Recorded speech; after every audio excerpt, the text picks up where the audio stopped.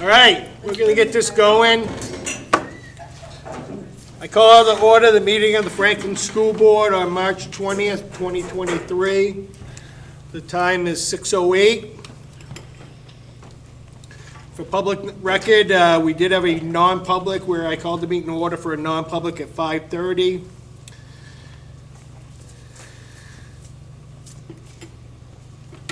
All right, if we could all stand for the salute of the flag, please.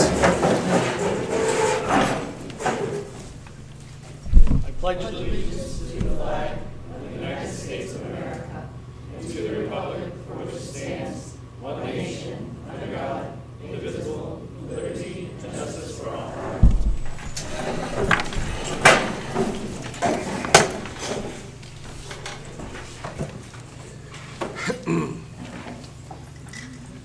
Colleen, was the meeting properly posted as is required? Yep. Thank you. Agenda item 4. Agenda item 4 is our public participation. In our public participation, I give no more than 30 minutes to this session in which anybody from the public can address the board with any issues that they may have. I ask that the person addressing the board please just state their name and what ward they represent. As of now, I have nobody in the public that is within this board meeting. So if someone does show up under New Hampshire law, I will have to stop the meeting and allow that person to speak unless they want to speak at the second public participation, but I will close the first public participation at this time. I'll go on to agenda item 5, which is the Franklin Middle School art presentation. This is our students in our school, so I will turn it over to Ginny. Good evening, everyone. I'm going to invite you all to take what's called a gallery walk. And I apologize, our art teacher went home sick, and she gave me all of the artwork. She has, there are 7 different like little sub-galleries. The purple-ish pieces of paper will explain the grade levels and a little bit about the lesson. And so you may get up, and I would just encourage you to walk around in any fashion you find comforting. There's one there, one on that corner, that wall, back wall, more of the back wall, across that. Back wall. Oh, the back wall. It's like we rehearsed this. And then over on this side, and again, they all have different, like one is a monochromatic study, one is a warm and cool color study. That one is the Starry Night, when they did an artist study. There's a Picasso study in the back, some different portraiture lessons. And then over on this wall, inside the little stage area, is the 8th graders got to do free art anytime that they had finished up with their current lesson, and they were just allowed to do whatever they liked, and there's just some really amazing work that's come out of these kiddos. So I would say get up, stretch your legs, always a good time to grab a cookie or a cup of coffee. I think there's some grapes for the healthy people in the room. And and the cookies aren't any good, that's what I heard. Just kidding, they're wonderful. So go through, thank you very much, Barb, for straightening that one.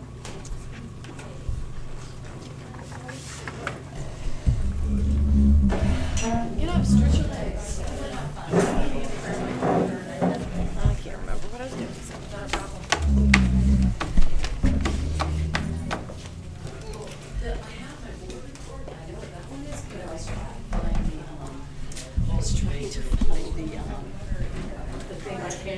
Supposed to be serving like champagne or wine in a gallery.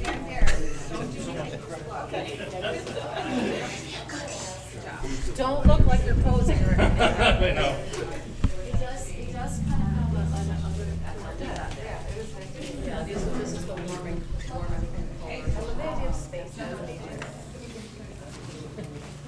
I call that one Pac-Man. Not that it's mine to name, but I walked in and I saw. Space Invaders. Oh, Space Invaders. Yeah, well, they dropped down. Yeah, okay. Space Invaders. It's everybody's interpretation. Yeah, that's the beautiful thing about art.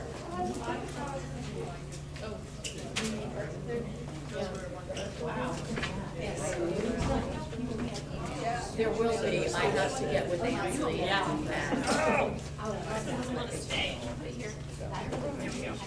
But yeah, there are movies, absolutely.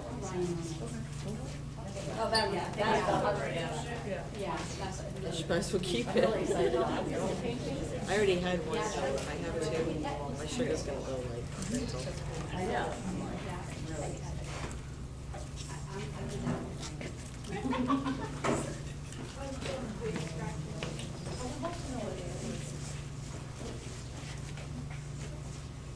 Oh, do that again, Lily. I don't know, it almost looks like Do that again. Yes,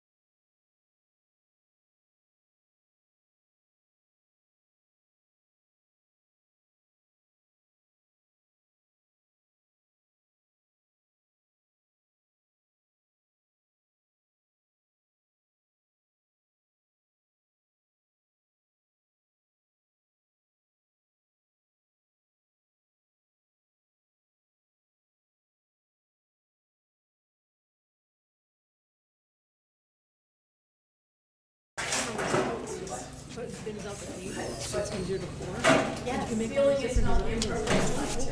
My daughter Shay, her son,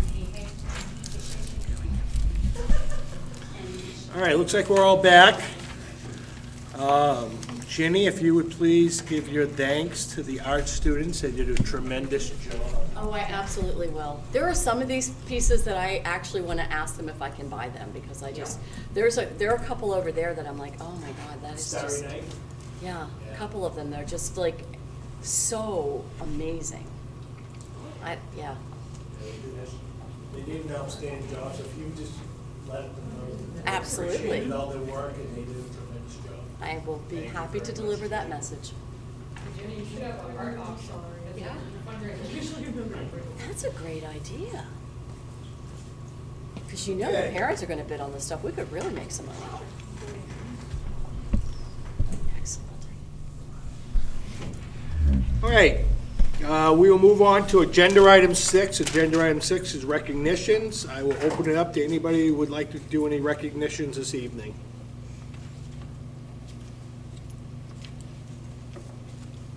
Go ahead, Dan. I would like to recognize and congratulate Jack Finley for his latest appointment. Welcome to the club, Jack. Looking forward to having someone in the role with me. Jack, do you want to tell him what your role is? He's just congratulating. He's not even telling. Let the public know, Jack. Thank you. I'm the new superintendent of SAU 53, co-superintendent, and I'll be starting July 1st. Thank you. What's SAU 53? Where is this AU 53? It's Pembroke, Deerfield, Chichester, Allenstown, and Epsom.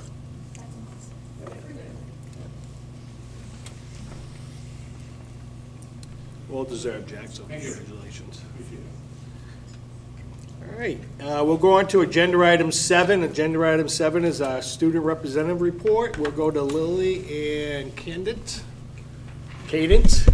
I'll get it right. I'm gonna get it here. I promise you. Whichever one wants to start.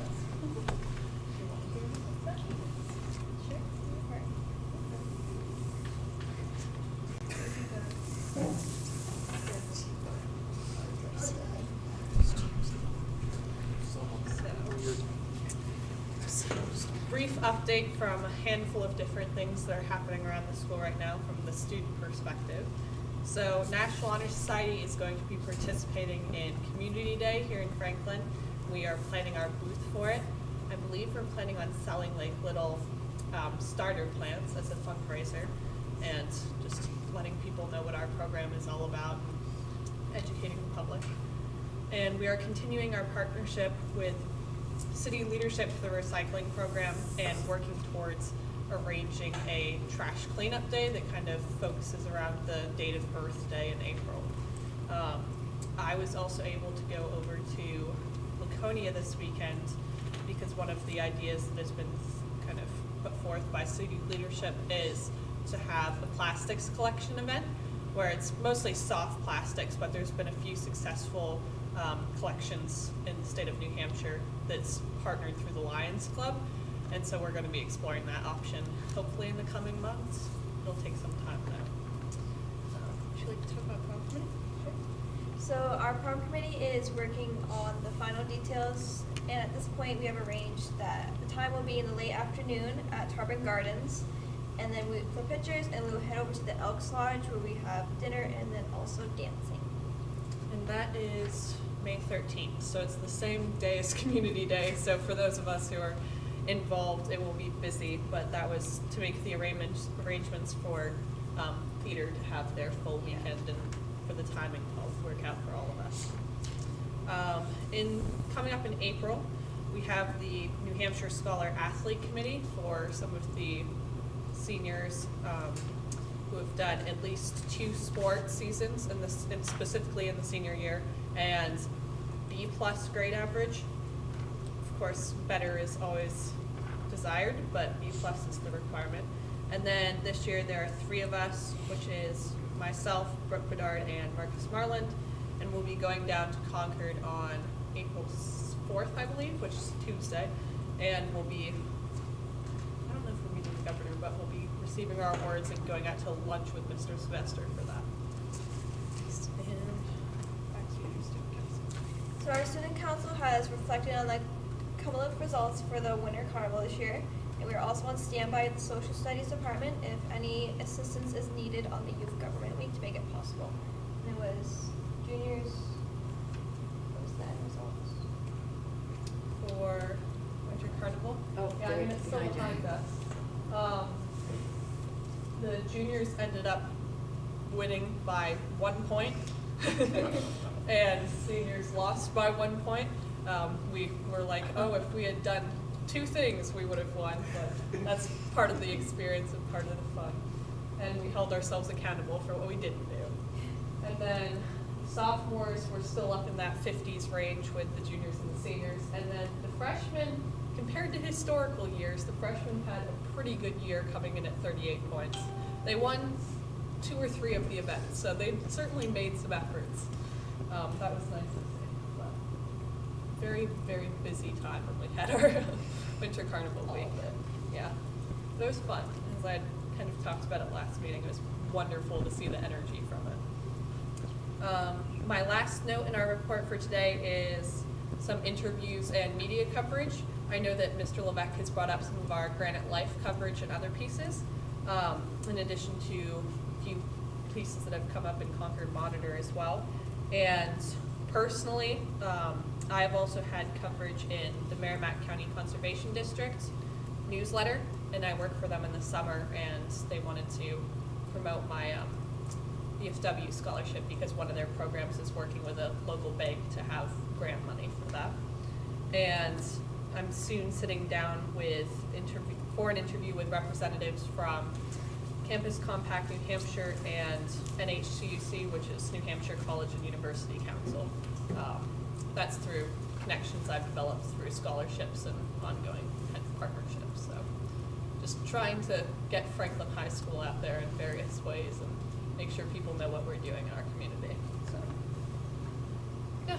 Are there any questions? No question, I'll give you a comment. There's 12 of us that just went out to California. We had the opportunity to sit with a gentleman by the name of Dylan. Dylan works as part of the Bar Foundation. And he wanted me to send his congratulations to you by being accepted into his alma mater. He is a Dartmouth graduate, and he was extremely excited to hear that we have a Franklin High School graduate that is going to Dartmouth. And so he asked me if I would reach out to you from him, the Bar Foundation, congratulate you on their achievement. That's sweet of them. Congratulations. Go ahead. You said that you're having on your community day, you're doing starting plans? Yeah. Do you want donations? We certainly could, but we're planning on just buying the basics and then we'll work with starting them ourselves. So if one of you are interested, you're welcome to reach out, but we certainly know how to do it as well. Any other questions? That's either one. Any questions? All right, thank you very much, ladies.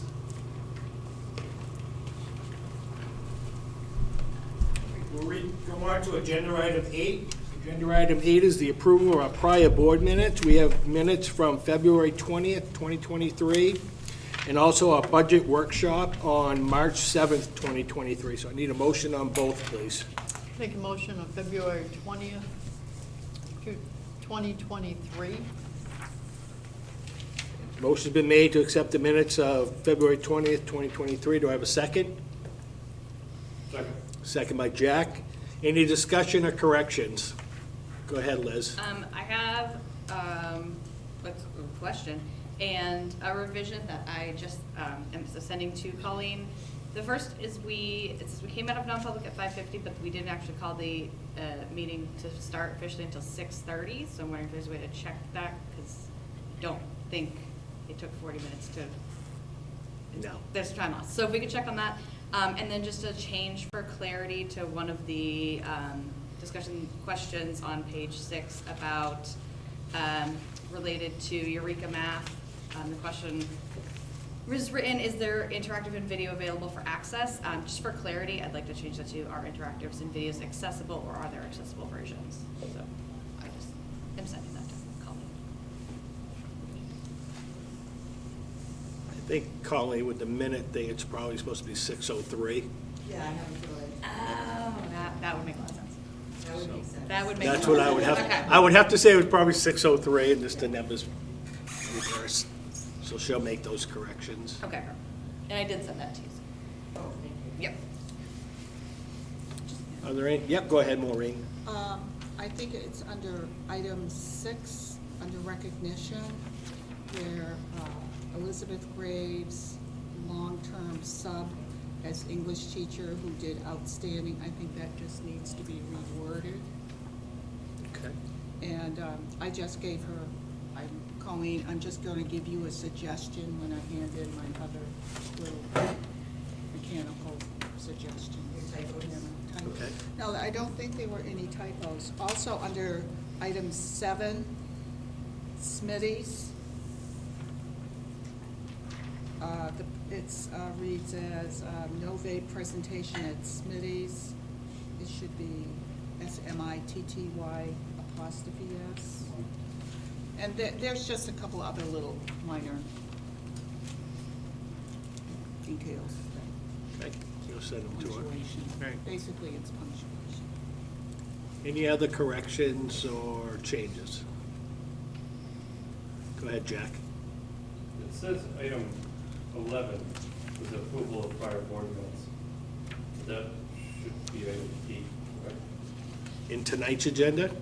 No, on the 20th of February. Page 2. Oh, on the minutes. Yeah, I just probably didn't change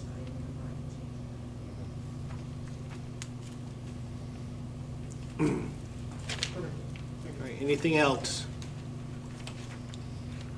All right, all those in favor to approve the minutes with the corrections as stated tonight, please signify by saying aye. Aye. Aye. Opposed? Abstentions? One abstention by Christie and by Desiree. Yeah, it's okay. Motion passes and the minutes pass. Okay, now I need a motion for March 7th, 2023, which is our budget workshop. I need a motion on that, please. Anyone? I make a motion to approve the minutes for March, March 7th. 7th. Okay. Motion. Workshop. Motion made by Christie to accept the March 7th budget workshop minutes. Do I have a second? Second by Delaney. Is there any corrections or changes? All right, seeing none. All in favor, please signify by saying aye. Aye. Opposed? Abstentions? Aye. Deb's an abstention. Any other abstentions? All right. Motion passes and the minutes are accepted. That brings me to agenda item 9. This is our financial report, and I'll turn it over to Jefferson. Okay, good evening, everybody. So I've uploaded some financial reports from the current fiscal year in the board packet. These were generated on March 15th. It's been over 2 months since I had generated the financial reports for the meeting. Last month I had brought forward the audit statements for review. So we've had a lot of activity in those 2 months. Since that January board meeting, we have spent and we're encumbered an additional $455,265 approximately. This represents almost 98% of our budget being obligated. $32,441 was for special education costs, $6,024 for athletics, $17,976 for social work services due to the hiring of the new climate specialist for the high school, $2,652 for Eureka Math and Letters training for teachers, $7,523 for the frontline professional development software implementation and teacher course reimbursement, $3,336 for additional library and media services expenses, $6,931 for the superintendent's office, $42,025.60 for additional Office of the Principal's expenses due to the principal stipends for those helping out at the elementary school and moving the secretary, the nurse secretary, to fill the school year position at the Paul Smith School. An operation of buildings is our biggest increase of about $192,000. This is due to the hiring of 2 new custodians and that filled empty positions, and repairs and maintenance expenses, custodial supplies, and the increased cost in our natural gas. Our contract had expired and we had to renew the contract, and the supply cost doubled. As everybody's aware, natural gas's market was ridiculous, but we got ourselves at least locked in for a good 4 years at the current rate now. And hopefully that means that we will be at an advantage over the next few years. And then, and also encumbering the camera and door access controls projects. Under the equipment repairs and maintenance function, we had the increase of $92,050.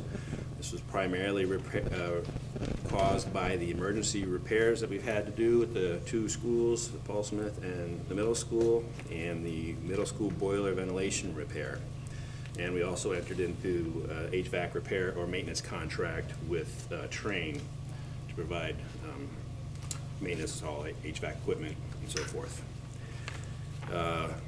We've also recognized $5,274 of additional homeless transportation.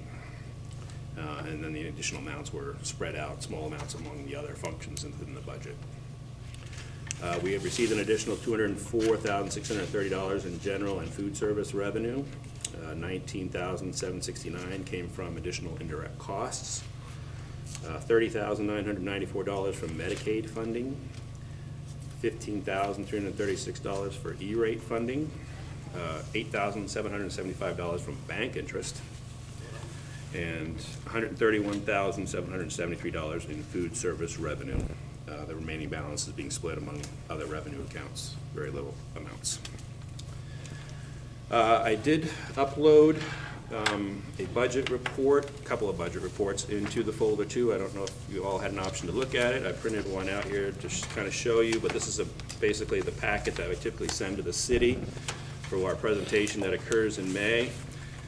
So like that has a revenue sheet on that, basically an overview by function, and also showing FTE counts per function based on our staffing levels that we're proposing.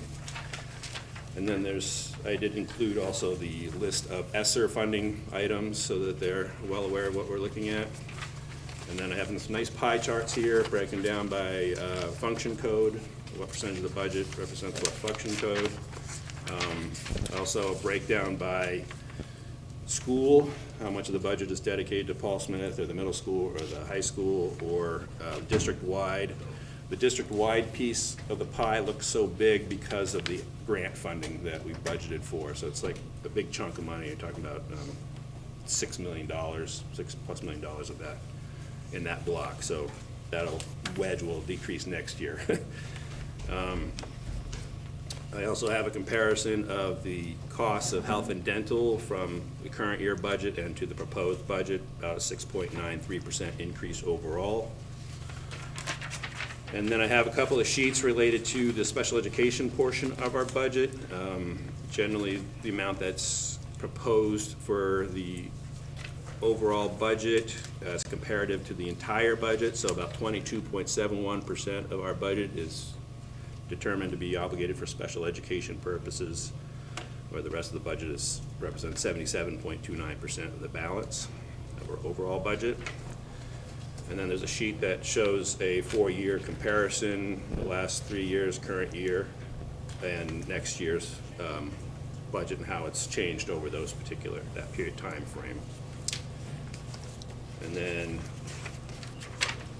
the next page is by object. So basically it shows you a wedge of how much our salary and benefits, what portion of our budget represents our salary and benefits, which is 52.67. Contracted services, 14.69. Books, supplies, and equipment, 2.93%. Debt service and fund transfers, and that includes the grant portion, so that's why that's a fairly large chunk of it, 28.67%, and then utilities is 1.14%. And at the bottom of that is a comparison to the current year and the proposed year, an increase on each component of that pie chart. And then the next page is broken down by categories. This is where the pie chart actually comes from, and that's the numbers that make up the pie chart. And then the last couple of pages, one just shows the historical tax rate for the last 4 years and our adequacy aid that we've received over the last 7 years, including our proposed for next year.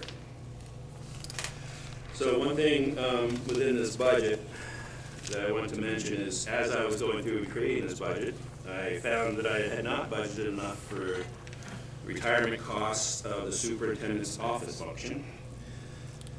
Also at the same time, fortunately, I got a number from the city about what our tax assessment would be. So that was fortuitous in this situation. I needed to add $19,147 more dollars to the budget to help cover the retirement costs for the superintendent's office. The amount I got from the city was an additional $46,909 above what I had originally projected on the revenue sheets that you all seen prior. What I want to do, and I need to have the board approve this, is increase that budget by $19,147 to help offset that retirement cost. And then the balance of that $46,909, I reduced the projected fund balance as part of the revenues for next year, which was $27,762. So those two amounts, $27,762 and $19,147, equals that $46,909 additional that we're going to be getting from the city from the tax assessment. This will bring the new budget number up to $23,965,639. And I would like to ask the board to approve this updated budget number so we can move that forward to the city. Does anybody have questions on that? Do you need to have separate motions? You do need to make a motion, you need to make a motion to amend the budget, because we already. Just the budget though, not Yeah, just the budget. Okay. Yeah, it's the budget, we just need to make a motion to amend it, because we already approved an amount, so. I mean, obviously, you guys have the complete the choice to make if you want to allocate the funds differently too. I mean, that's also, yeah. Jack? So you reduced the projected, but wouldn't they offset in the budget we accept anyway? Even though we're going to be getting, so we're getting more allocation from tax revenue. Right. Couldn't we keep the same budget? And just fix it internally? Well, then you have to move money from other parts of the budget to cover it internally, if we didn't do that. Because the original amount, 23 million, yeah, was it good? Yeah, oh, that's, yep, the original budget amount was 23,946,492. That was our expenses and our revenues, and that was the number I brought forward. That's what we approved on March 7th. And as I was going through transposing the budget into this presentation for the city, I found that I didn't have enough to cover the retirement costs of the superintendent's office, which is an additional $19,147.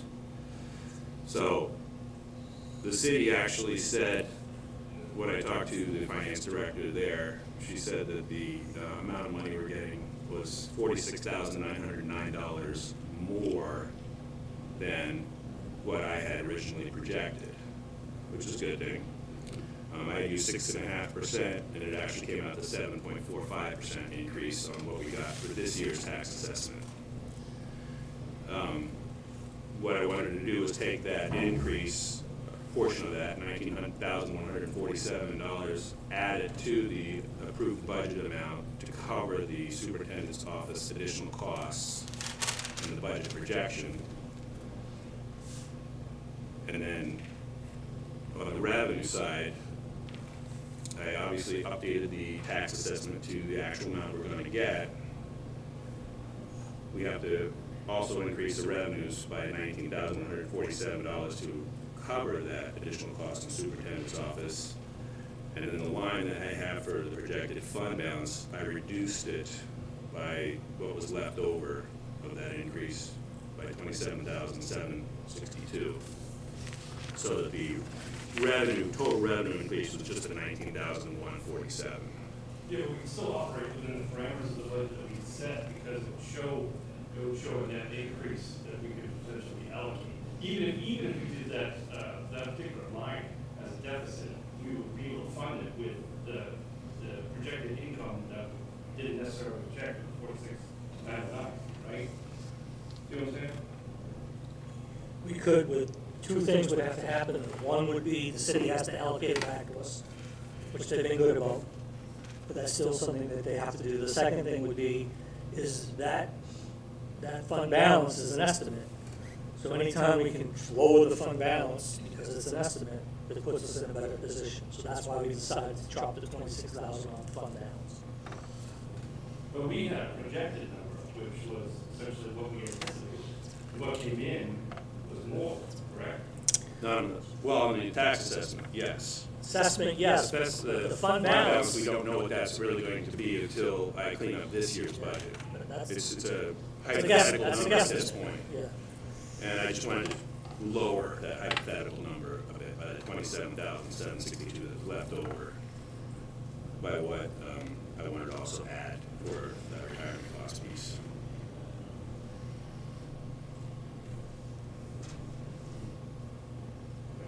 Christie? I just have a question. Why is it such a difference for employee retirement and superintendent retirement? Yeah. Is it just because you miscalculated it, or like when I'm seeing the description of employee retirement, 6,585. Right. Is 19,000. Right. Christie, could you speak up? I can't hear you. I'm sorry.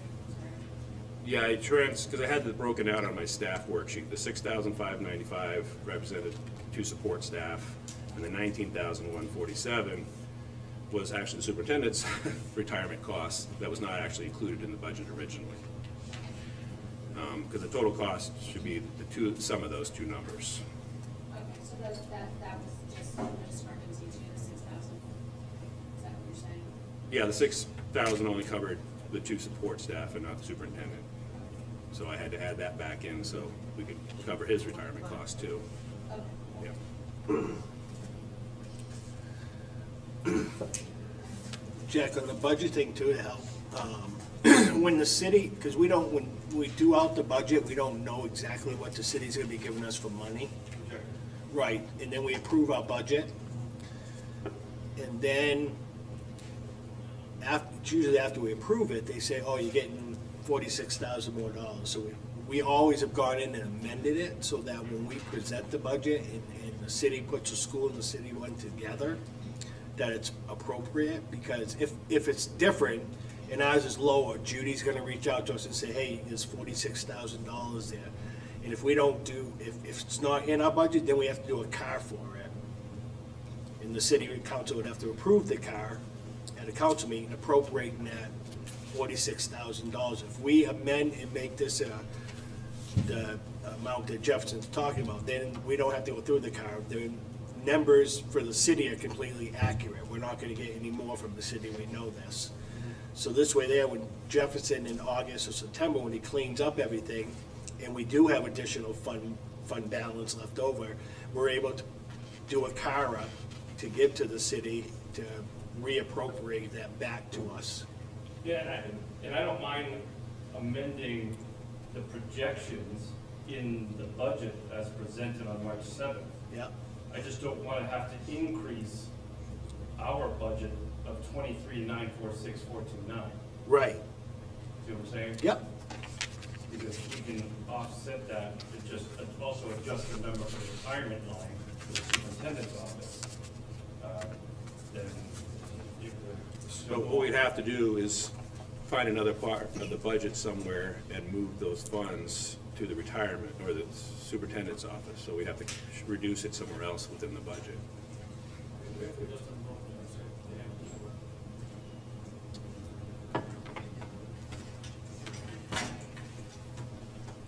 Well, couldn't we then adjust some of the potential projections? I mean, obviously, yes, you did the math calculations. I have to go back and look. Are you talking about on the revenue side or? Yeah. I mean, because right now, the numbers you approved at the March 7th, the revenue is equal to the expenses, 27,946, whatever it was. Yeah. That was the. 492. Yeah. So what I had done then was increase the budget by the amount of those retirement costs that I need to add back into it, and I also increased the overall revenues by that same amount. And to do that, I also wanted to reduce the projected fund balance by what was left over from the increase from the city. So that And the that's be- revenues and the expenses would then come to 23,965,639. If I add the That's because you have 19,147. to increase the revenues, the whole 46,000 on that side, because you did. No, I didn't. Okay. Oh, the overall revenues only increased by 19,147, but I did that by decreasing the fund balance by 27,792, which was the difference. So, because if I was gonna increase the revenues by 46,909, then technically we'd have to increase the budget by 46,909. But I didn't wanna do that. So what are we gonna do with that then? I mean, they're providing this for us. Well, what we're doing right now, because the fund balance that I have projected is a hypothetical number, Right. I wanted to reduce the hypothetical number obligation that we have in there, Okay. using the additional funds that we are gonna get from the city.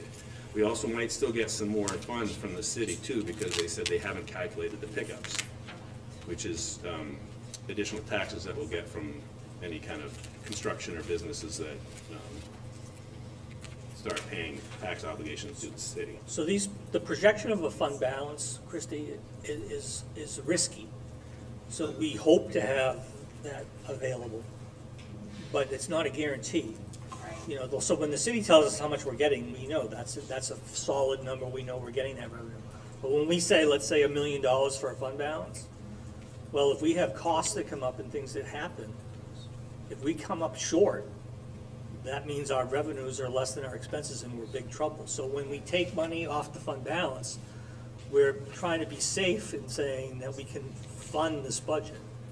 So if the money comes to us, we go to the city with it, they give it back to us. That's how we've been able to carry this money forward over the last couple of years. But that's why you do that, though. That's why Jefferson's taking it off the fund balance. Which is why Jeff is saying we need to find this from another area instead of. Well, if you want to fund it from another area, that means you have to take it away from something that we already approved. So that what we're suggesting is just raise it by that amount, because we know the revenue's there from the $46,000 pickup. But don't raise it 46,000, just do the 19, which is what we need, and take the rest off the fund balance to be safe. We're trying to be cautious, because that's an estimate. It's not a given. So you have to be careful. So, you know, we could estimate $3 million as a fund balance, but we know we're not gonna have a $3 million fund balance, and then we'd be on the hook and be in big trouble. So we're trying to be cautious about how we apply the finances here. And that's how over the last few years we've been able to carry this fund balance forward. You know, and we've worked with the city, and the city's been wonderful. Every time our revenues come in greater, they've allocated these funds back to us. That's because we've been very consistent with how we've approached this, and that's what we're trying to do. Right. I hope that helps a little bit, but. No, I understand. I'm just, And a lot of our final revenue numbers, we won't really know until probably October. October 1st is usually when you get the final adequacy aid number. And typically, like last couple of years, what I've had to do is write up a CAR. It's also about the same time as when I've got a final number for fund balance. And if it's different than what I have projected, then we would write up a council agenda report and a resolution asking the city to appropriate those funds towards our budget. Doesn't have any tax obligation implications for the city in any way at that point. But we can say, okay, we're gonna get another couple $100,000 in adequacy aid. We found another $150,000 in fund balance. We'd like to allocate those funds and increase our budget by that same amount also. And that's what we do. And we're actually been doing a bunch of them this year because we get so much grant money too. So our true number from the city is 46,909. That's not. Above what I had projected Right, but that's originally. official. It's not. It's a basement number right now. That's the least we're gonna get from the city. We don't know completely because she said they haven't finished calculating pickups, and I don't know when that number So will we'll be get more. available to us. But we're definitely Still gonna get be more. getting this more. We're getting this much more. That's a definite number that I got from the city, which So- comes to actually, so the total amount we're gonna get from local education property taxes is $5,312,008. And my original number was obviously $46,909, less than that at the March 7th meeting. So if we may get more, I don't wanna have to come back and up the budget again. No, we You won't. know what I'm saying? What would happen if, we wouldn't know another amount. Guaranteed, we're not gonna know another amount, because even with, when they do the, Pickups? pickups, that's probably gonna be after we Right. may have never already have passed up, the city budget, okay? This number here would be good. Any additional funding that we would get would have to then be put into a council action report for them to approve the funding.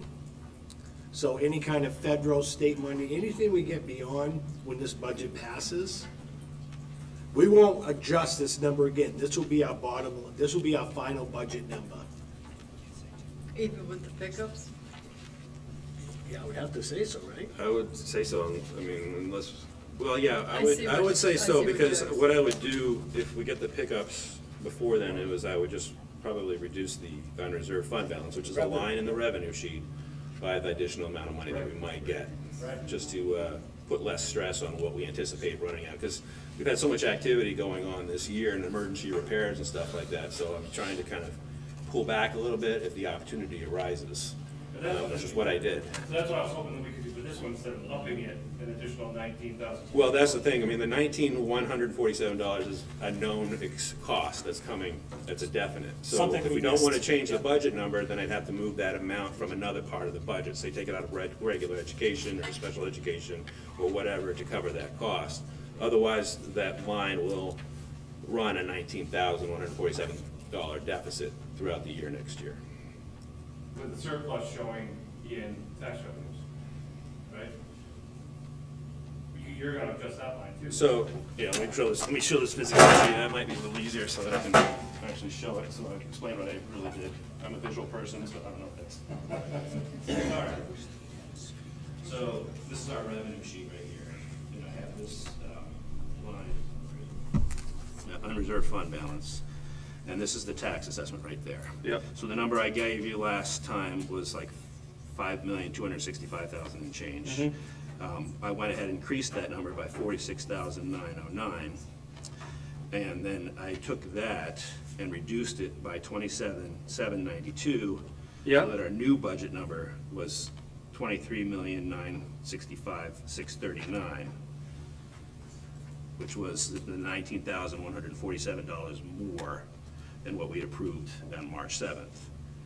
And I did that on the expense side or the appropriation side by adding that to the retirement line for the superintendent's office. So that the appropriations is also that amount. Does that So make this, sense? so this is revenues? This is revenues. This is our revenue estimates for this coming year. Okay. All right. And then over here, this is the actual appropriations, so that's what it comes to now. And I had to increase this function right here, right Yeah. there, that is $19,147 higher than what I proposed on March 7th. I understand. Does that make sense? It does. Okay. I got it now. Okay. I got it. So that's what I was trying to do, is cover that expense that I knew was gonna be the definite expense that we would have in next year's budget. But I also had to adjust the revenues to reflect that too. Go ahead, Delaney. Move to amend the 23-24 budget as recommended by the Second.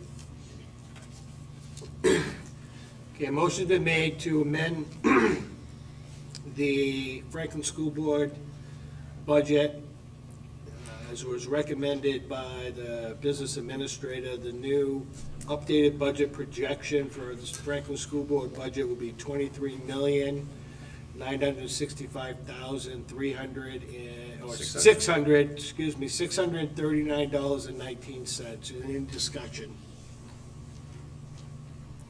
Seeing no discussion, all in favor of the motion, please signify by saying aye. Aye. Aye. Opposed? Abstentions? The ayes have it, and the new budget is passed. And I have no intention of changing that number in the future. That would be the budget number as we go forward. Elaine's got a question. Go ahead, Delaney. On the city package here, you have ESSER money detailed for 1.7 million, but you don't have explicit explanation of the 3.7 million in ESSER funds. It's because the only thing that was in those ESSER list was actually things that we proposed in the current budget. So the HVAC project, we didn't cut from the current budget because it's actually included in that, so it was. This is the same thing we had, discussion we had in the, in the regular budget discussion. So who's gonna ask on this $3.7 million extra here, what's that all about? Well, that's for the HVAC project. Okay. Is it not on the revenue sheet? Let me see the revenue sheet. Oh, I didn't have it on the revenue No, sheet. it's supposed to be on the revenue sheet, Elaine. So we'll put it back on the revenue sheet. Yeah, You know the little piece we put on the other Yeah. way? 7 below it, where it's already 3.7. yeah, but I had a description. Yeah, We you had a did. little You did. description down below, with revenue, we'll put that back. So I'll put that back in the Good revenue catch. sheet, so when it goes to the city, Yeah. they'll see that piece. Same thing we put on the other one. Yep. Are there any other questions for Jefferson? You all set, Jefferson? Yep, that's all I got. Thank you.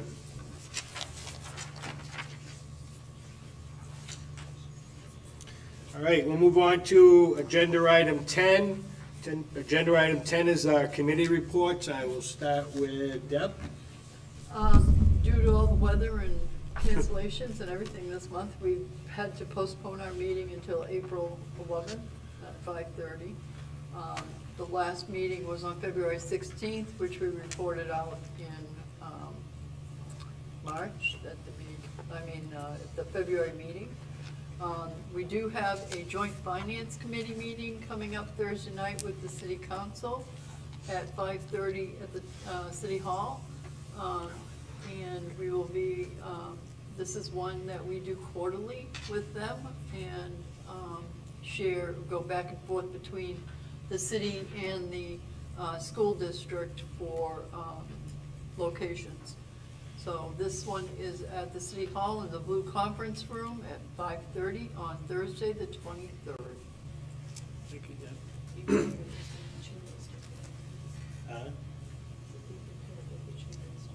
Oh, yeah. Any questions for Deb?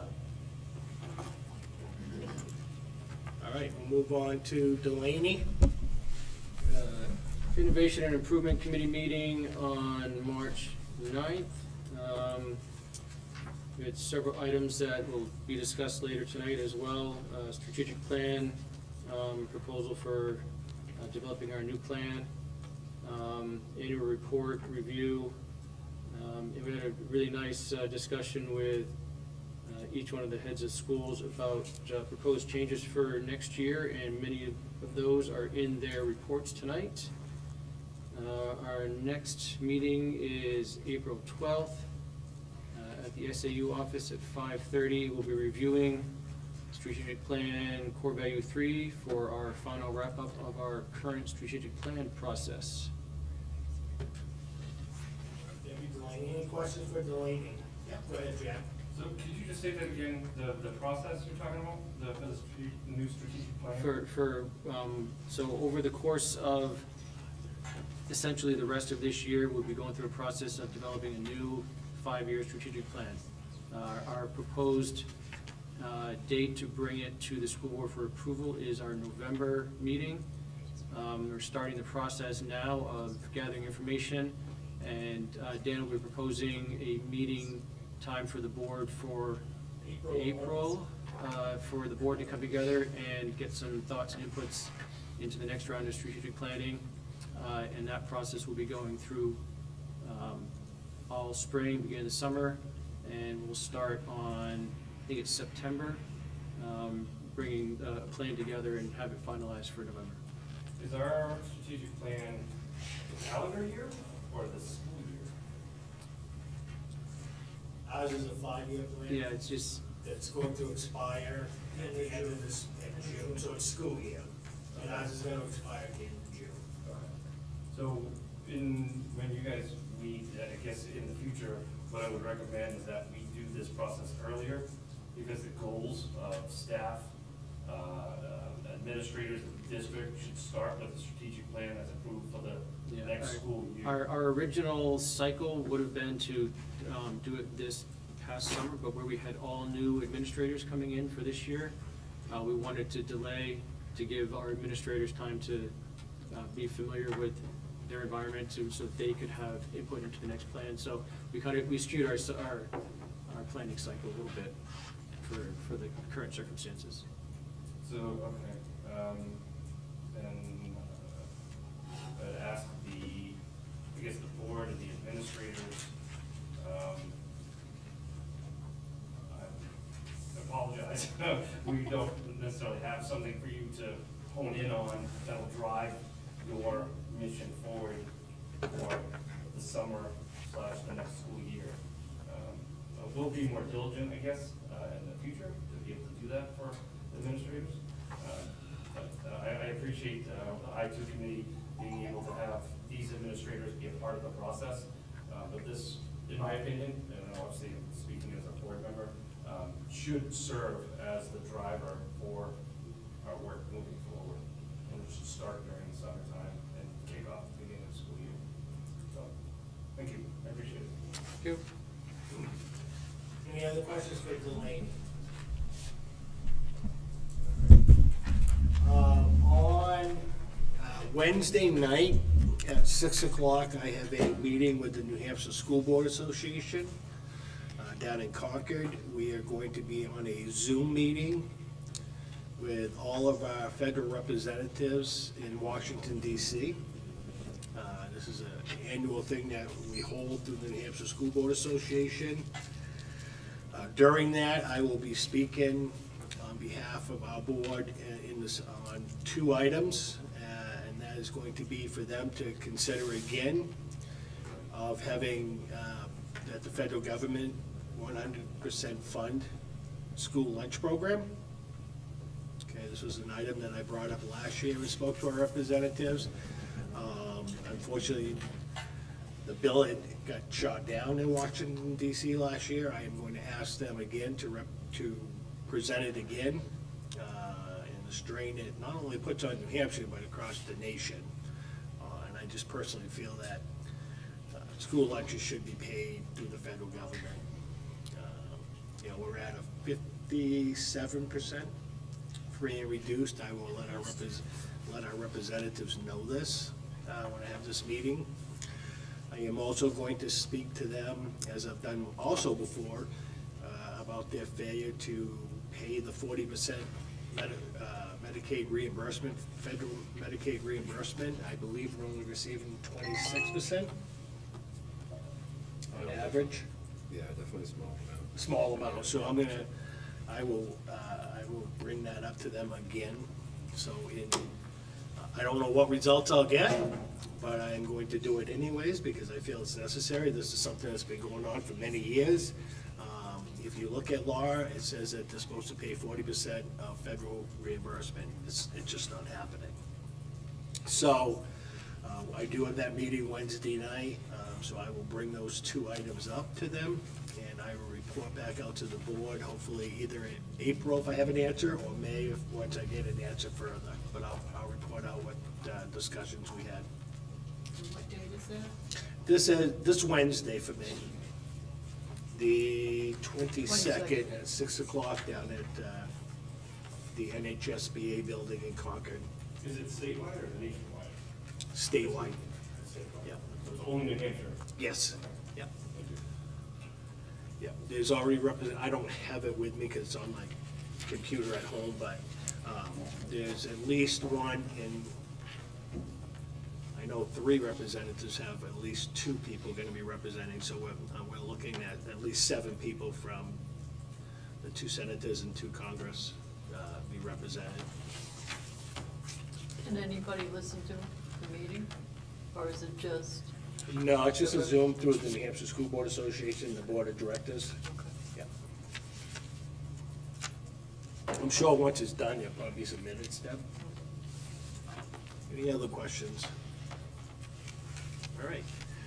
There's only, Jack is gonna have his first safety meeting, I believe that's March 29th, Jack?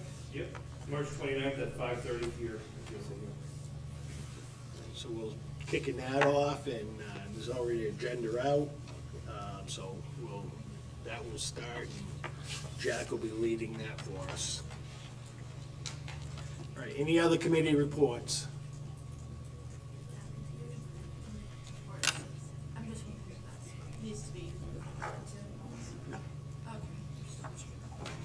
All right, no other committee reports. I'll move on to agenda item 11. It's our new business, and our new business is our update from our superintendent, so I'll turn it over to Dan. Okay, so we are nominating tonight for the 23-24 school year, our teaching staff, our non-CBA professionals, and our administrators. So I need a motion to that. I'll make a motion to approve the nomination list for 23-24 as presented. So motion been made by Deb to accept the nomination, 23-24 nominations of professional staff as was presented. Do I have a second? Second by Delaney. Is there any discussion? Seeing no discussion, all in favor of the motion, please signify by saying aye. Aye. Opposed? Abstentions? The ayes have it, and the motion passes. Okay, fantastic. We're hoping to have contracts out by this Friday. All right, next up, senior class trip I was gonna present tonight. They've asked to come back and do it in April. They're having some more kids show interest, so that's a good thing. I am gonna bring a different trip to you, however. I'm gonna bring a one-day trip to Boston for the Anime Club. That trip is on April 8th, and there are 7 students attending with 3 chaperones. They're leaving Franklin at 6 a.m. and will be returning from Boston at 7 p.m. And because it's out of state, I need board approval.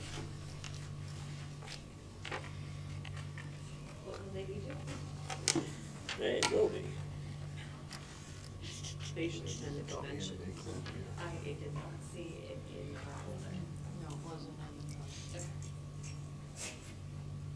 Yeah, it's a late item today. I think it's a late item. Looks, it is a late item. I'm sneaking it in early Yeah, I see that. to keep it with the item, the other item. It's delayed. It's like they're going to an event and then they're having dinner before they come home. April 8th. I make a motion to approve the anime club to go to Boston April 8th as requested. I second.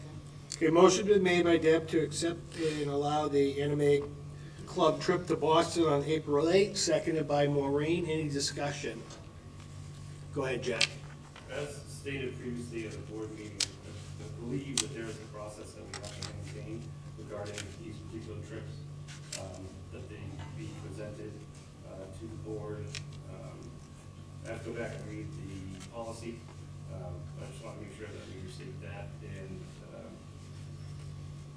you got to draw the line at some point to make sure that this happens. Right.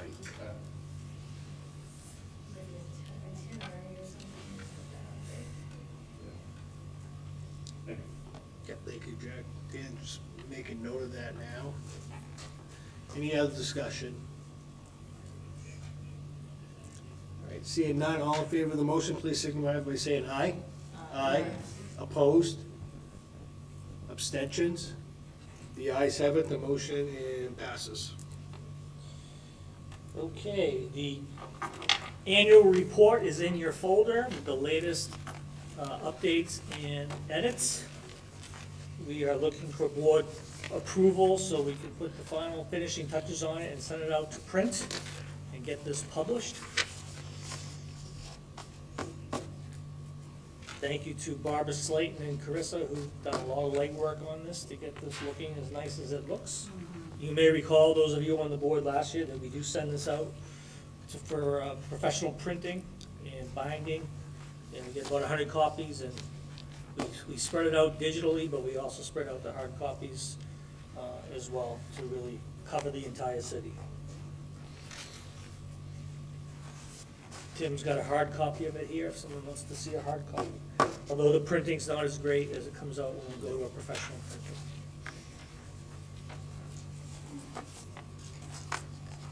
Move to approve the 22-23 annual report.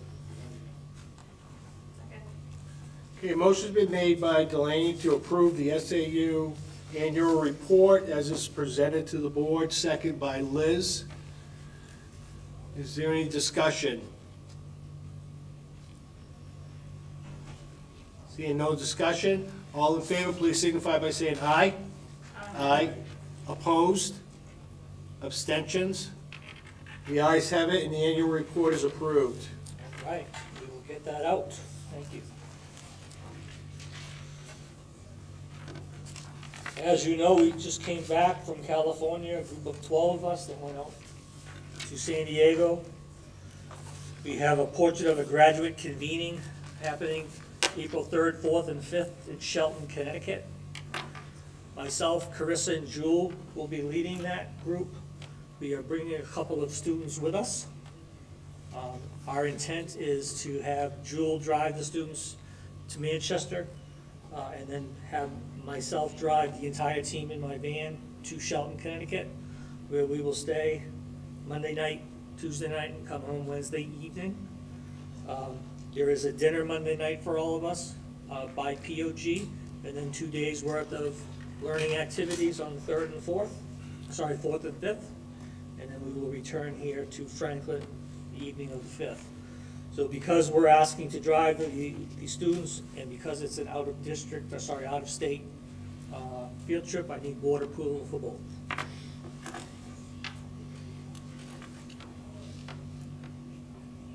April 4th and 5th? Is that what you said? 3rd through 5th. 3rd through. Yeah. We'll leave Monday around noontime, and we'll be back Wednesday evening.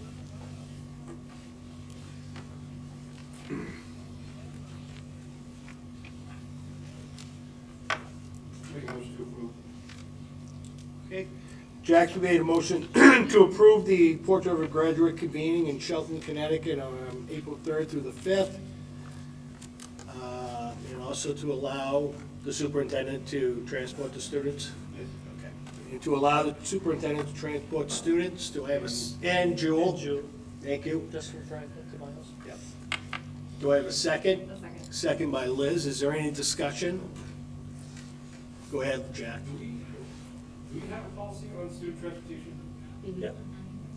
So, do the drivers of the students meet the recommended requirements as described around Yep. in the policy? Yeah. Are we using the van, or are we using personal vehicles? Personal vehicles.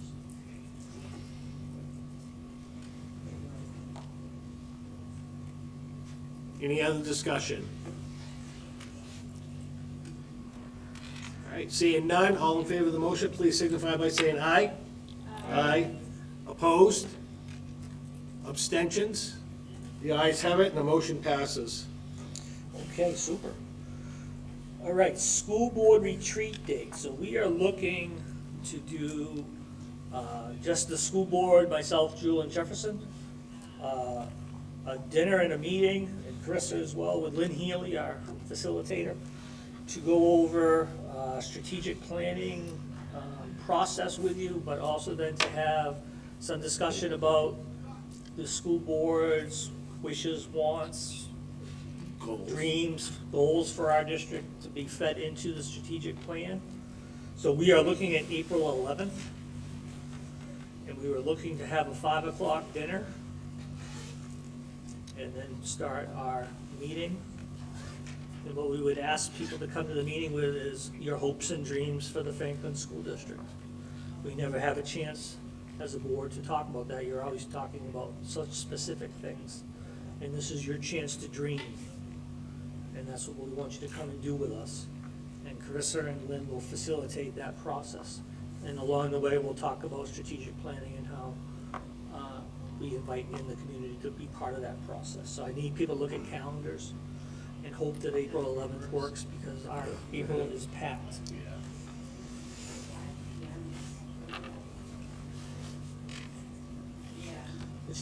You could start later and stay later, it's up to you guys. What's the date you said? Start at 5:30.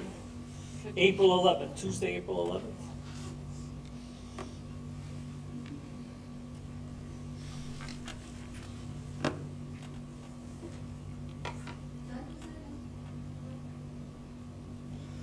whenever you stop dreaming. 6:30. I'm thinking with dinners, it probably at least 2.5 hours, I'm guessing, depending on what time we start at. Is 5:30, Christie, better? Yeah, for me it is. I mean, but there's several of us here, so 5 is better for everybody else. I'll just leave.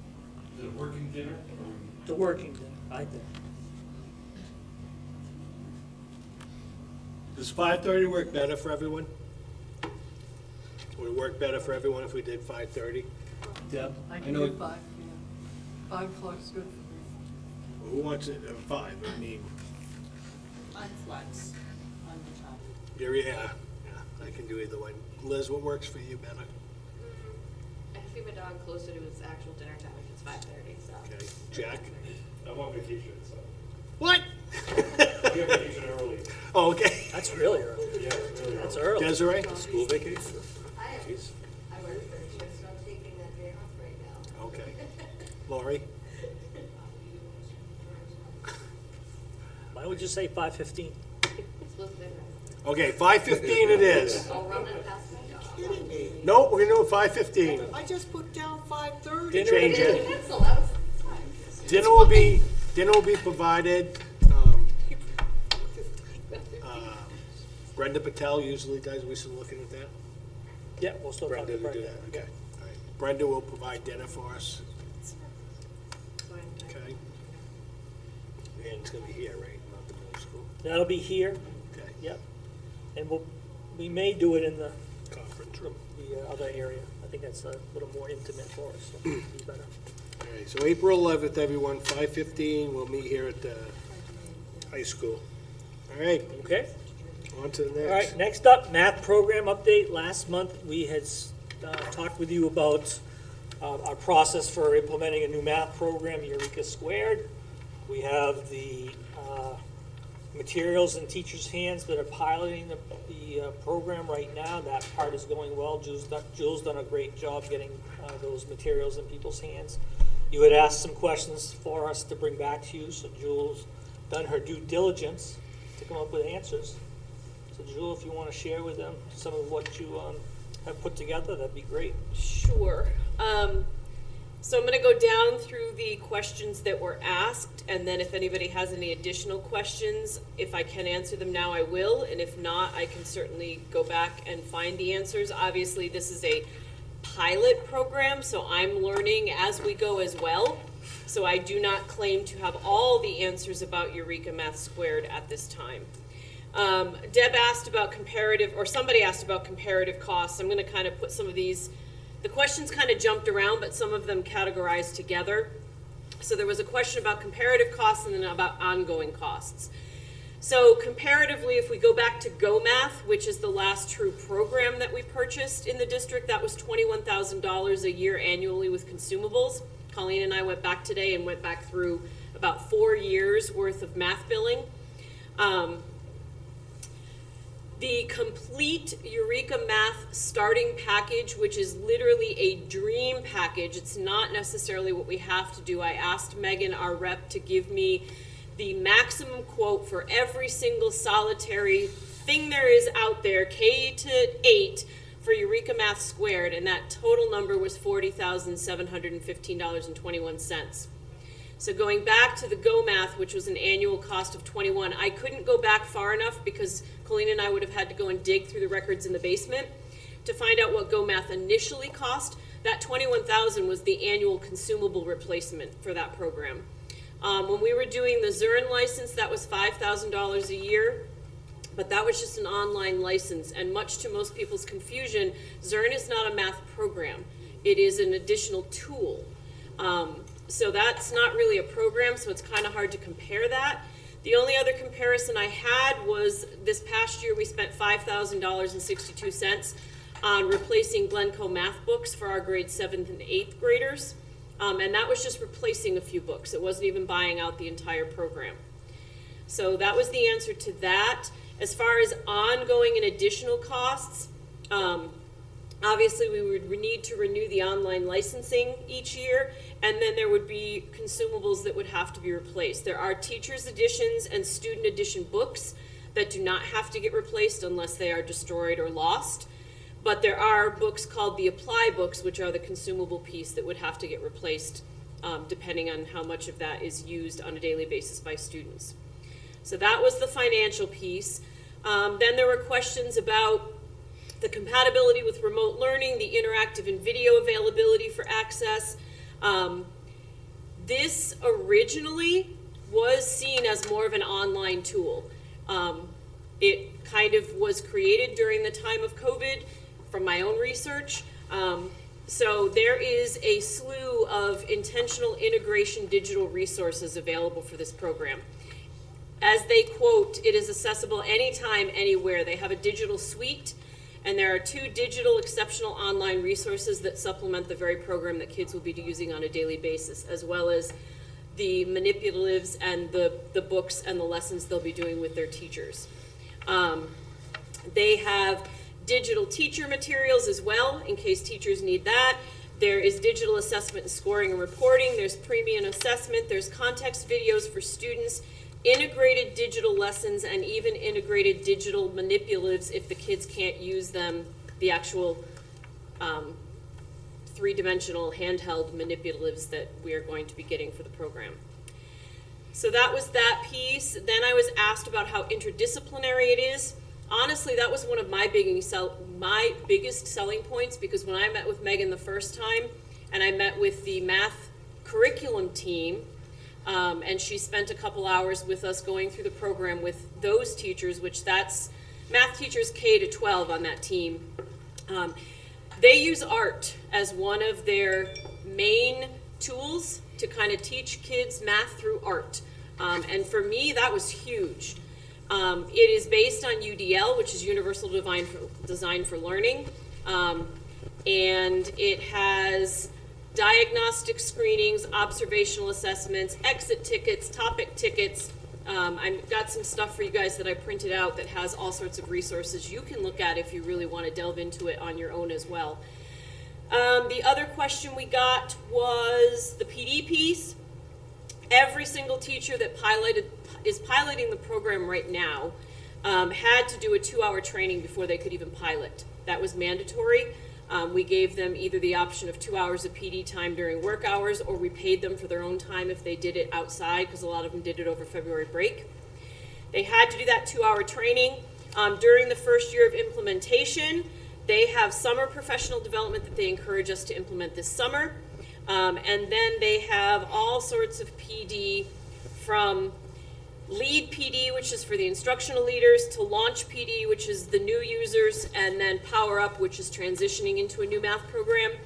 And then they have fall PD once they start implementing it, spring PD to teach them how to do the assessment piece, and then they've got professional online and in-person coaching that we can take advantage of throughout the entire program. They separate their PD into year 1 and year 2, so that year 2 takes it to that next level. But again, always has that professional coaching piece. And then the last question that we were asked was, what approvals are the administration looking for?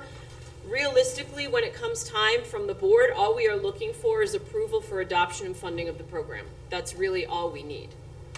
So those were the questions that were brought up last time. Again, I can try to answer anything else if you have other questions, but I can't make promises because I'm just learning all this as well. But I do have these resources that I did print, which have the entire Eureka Math Squared module map, and then some other things that I thought might be helpful based on the questions that you all had, so you're welcome to take one if you would like that. Thank you very much, Joel. I have a few questions. Sorry. That $40,000 quote, is that for only 1 year? That is, Multiple? no, that's to do all of the startups, so like buy all those teacher editions and all the student books up front.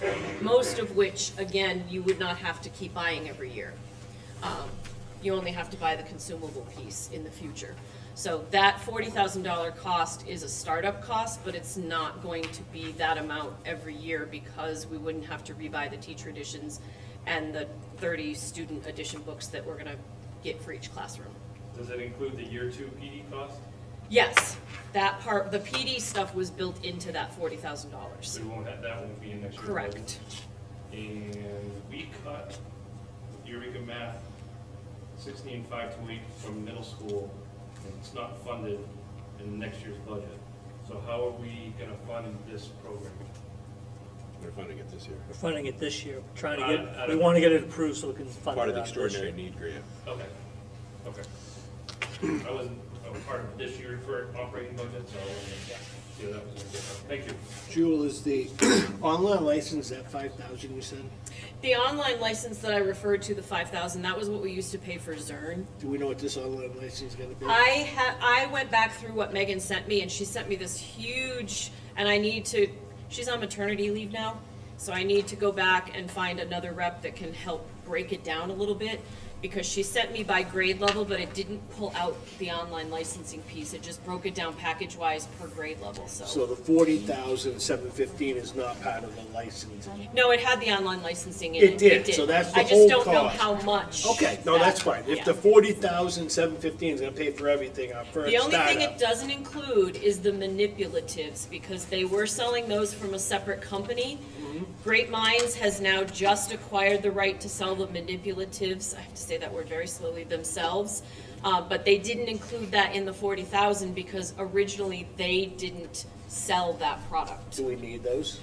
The manipulatives, we have quite a few because last year's summer PD with Joey Rhino from PSU, one of the things he asked us to get, which Jefferson and I did out of another grant last summer, we purchased an immense amount of manipulatives. I just need to see what additional things we would need on top. So we're not gonna need all of them, and I just haven't had a chance to get into the classrooms long enough to say, okay, what do we already have and what would we need to supplement? So if we, so you're gonna end up, you'll need to come back later on then we'll and give need us to a come back. number, another Exactly. number, just, okay. Absolutely, sorry, Deb. When does the extraordinary grant funds have to be?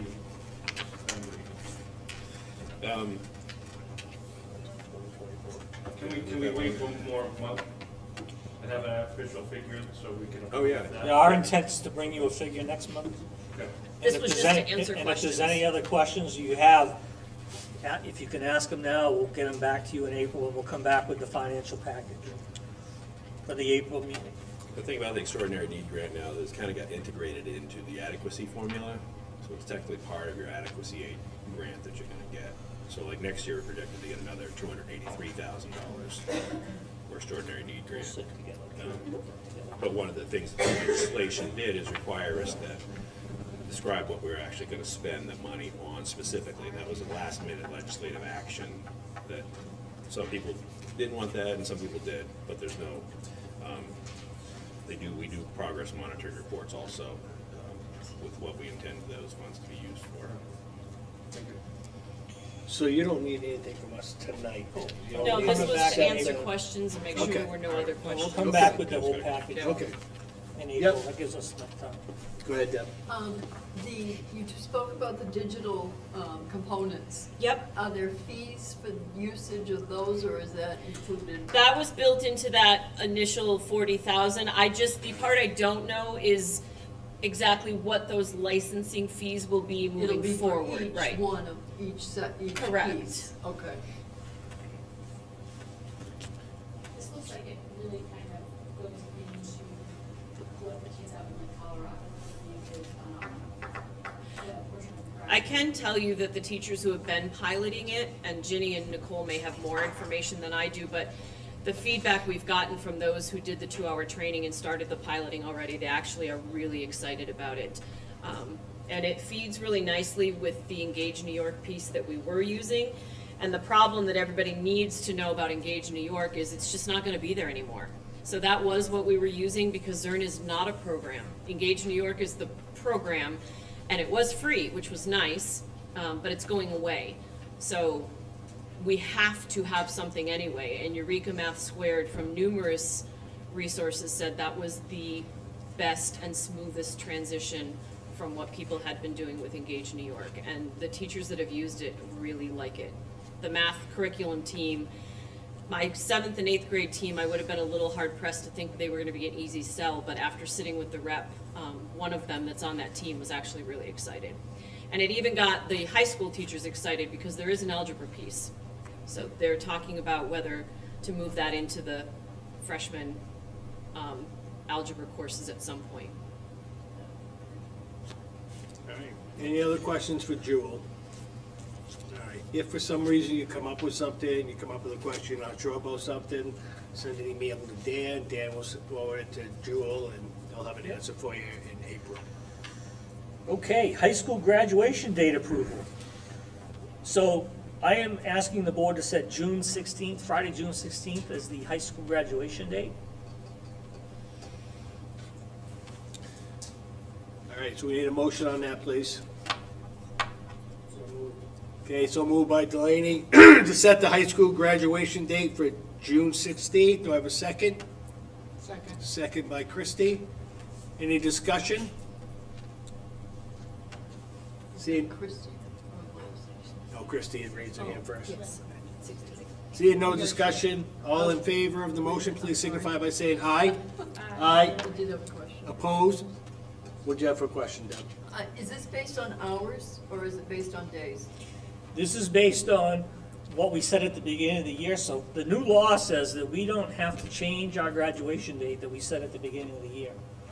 So seniors typically can go 5 days less. So we set it, our original date was the 21st to get out of school. So we set it as the 16th. So we can keep it at the 16th. We do not need to change it. In fact, you set the graduation date from now on when you approve next year's calendar. So, I'll be coming back to you in April to talk to you about everybody else and talk to you about going by hours instead of days and trimming some days and probably having some PD time. But the high school graduation date, because of issues that have occurred within the state, the legislature says you do not have to change your graduation date. It doesn't matter how many snow days you have. You can keep it. So it was always the 16th, and I'm just asking you to confirm it's the 16th because of the new law. All right, so now is there any more discussion? Sorry. No, it's okay, That Deb. was a good question. All right, seeing no other discussion, all in favor of the motion, please signify by saying aye. Aye. Aye. Opposed? Abstentions? The ayes have it, and the motion passes. Thank you. Okay, so this next one is the Class Day parade date. Traditionally, we've had the parade on Monday of graduation week. What we're coming to you tonight with is asking you to make it to be Thursday that week, which would be the 15th. And what I'm asking you is there any long-standing reason why it needed to be on the Monday of graduation week that anybody can think of? Because it completely fits better into our plans to do it on the Thursday, the day before graduation. It was never a long-standing, it was always just something that the school always held for the people to see their student in cap and gown a little bit earlier than graduation, community people and everything. But there's never been a long-standing that I can remember. So it just makes a lot more sense for it to be the day before graduation. It makes more sense to do it a little bit later, because the other kids, the whole district's in the parade, and the other kids are in school for at least 2 more weeks. So pushing it back to Thursday works better for the seniors, and it works better for the rest of the population. So unless there's any reason anyone can think of, I'm asking you to set the parade date to be the 15th, which is on a Thursday. We typically did the parade, they received cap and gowns, did the photo after the parade, correct, or before the parade, one of the two, so they can receive the photo at graduation. Will that still happen when they get their gowns ahead of time? They'll still get their gowns ahead of time. Some of that process with the photos and stuff, that's changed over the years anyway. They don't get them right before, they get them later in the summer. So, but they will have their caps and gowns. The whole problem in the past has been when they get all of their adornments. And if they don't have class night, they don't get their adornments, and that's been a struggle the last couple of years. So that's one of the things that this would solve. Not to mention the disruption being much less on a Thursday than it is starting the week off with a massive disruption district-wide. And then trying to rein all the kids back in for the rest of the week. So hearing all this, I'm asking the board to approve Thursday, June 15th as the Class Day parade date. So we need a motion on that? Is there a reason why the board has to approve that? Well, you I gotta mean- give the date. I mean, it's better that we do, so it's on the record, because we also gotta give the date to the police and fire, because they have to coordinate their staff. No, I understand that piece of it. I think it's don't- important that we do this publicly, Deb.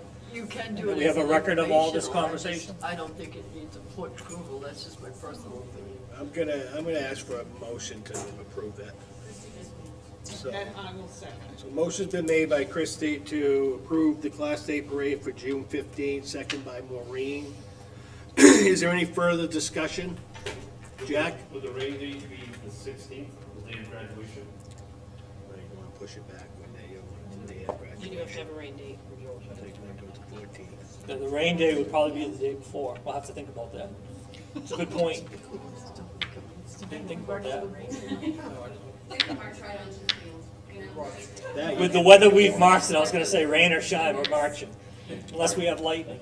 Well, We except can't march in graduation's lightning. not till 6 o'clock, so if you have a 1 o'clock parade, is it? Great. But we had breakfast on the. No, we don't do that anymore. Like a long Where you been, Jack? Where have you been? All right, is there any other discussion? We'll look into that. It's a good point. All right, so seeing no other discussion, all in favor of the motion, please signify by saying aye. Aye. Opposed? Abstention? The ayes have it, the motion passes. Okay. I would just ask that you just reach out to Dave and Mike Dave, Goldstein and oh Mike yeah, we'll Foss. reach out to the whole city. Yeah. Yeah, oh yeah, we'll reach out to everyone. Okay. Yeah. Yeah, we'll reach out to everybody. Okay, then my last item, I reviewed the non-public minutes that we've had over the last several years, and I'm recommending 3 sets of minutes be made public. Those are from February 15th, 2021. There were 2 sessions that night that can, be, in my opinion, should be made public. And July 1st, 2021, I believe those could be made public as well. Need the board to take action. For transparency and everything, Dan, how far did you go back reviewing the non-public to bring forward these to us tonight? We went back to January of 2021 and forward. So you went back at least 2 years? Yes. So 2 years of non-public, and this is what you want to, This is what I believe should be made public, based on my review. you can approve them all as a group. Because superintendent stated the dates on it, so you can approve them as is presented to you. So I just need a motion on this. I'll make a motion to unseal minutes of February 15th, 2021, 5:50 PM, and February 15th, 2021, 9 o'clock PM minutes, and July 1st, 2021, 5:45 minutes. So motion been made to unseal the non-public meetings. Do I have a second? Second by Christie. Any further discussion? Seeing no further discussion, all in favor of the motion, please signify by saying aye. Aye. Opposed? Abstentions? The ayes have it, the motion is passed. Thank Do you. we need to approve them now? Huh? Do we need to approve them now? No, because you just opened Okay. them up, so. All right.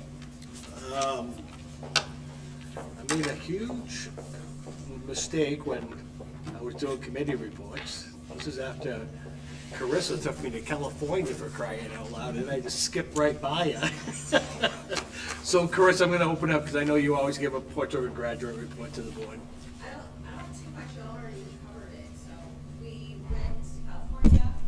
We had the ultimate performance task on the last night, we went to Korean barbecue, where we had to work together as a team, make our food together, and learn about cat robots.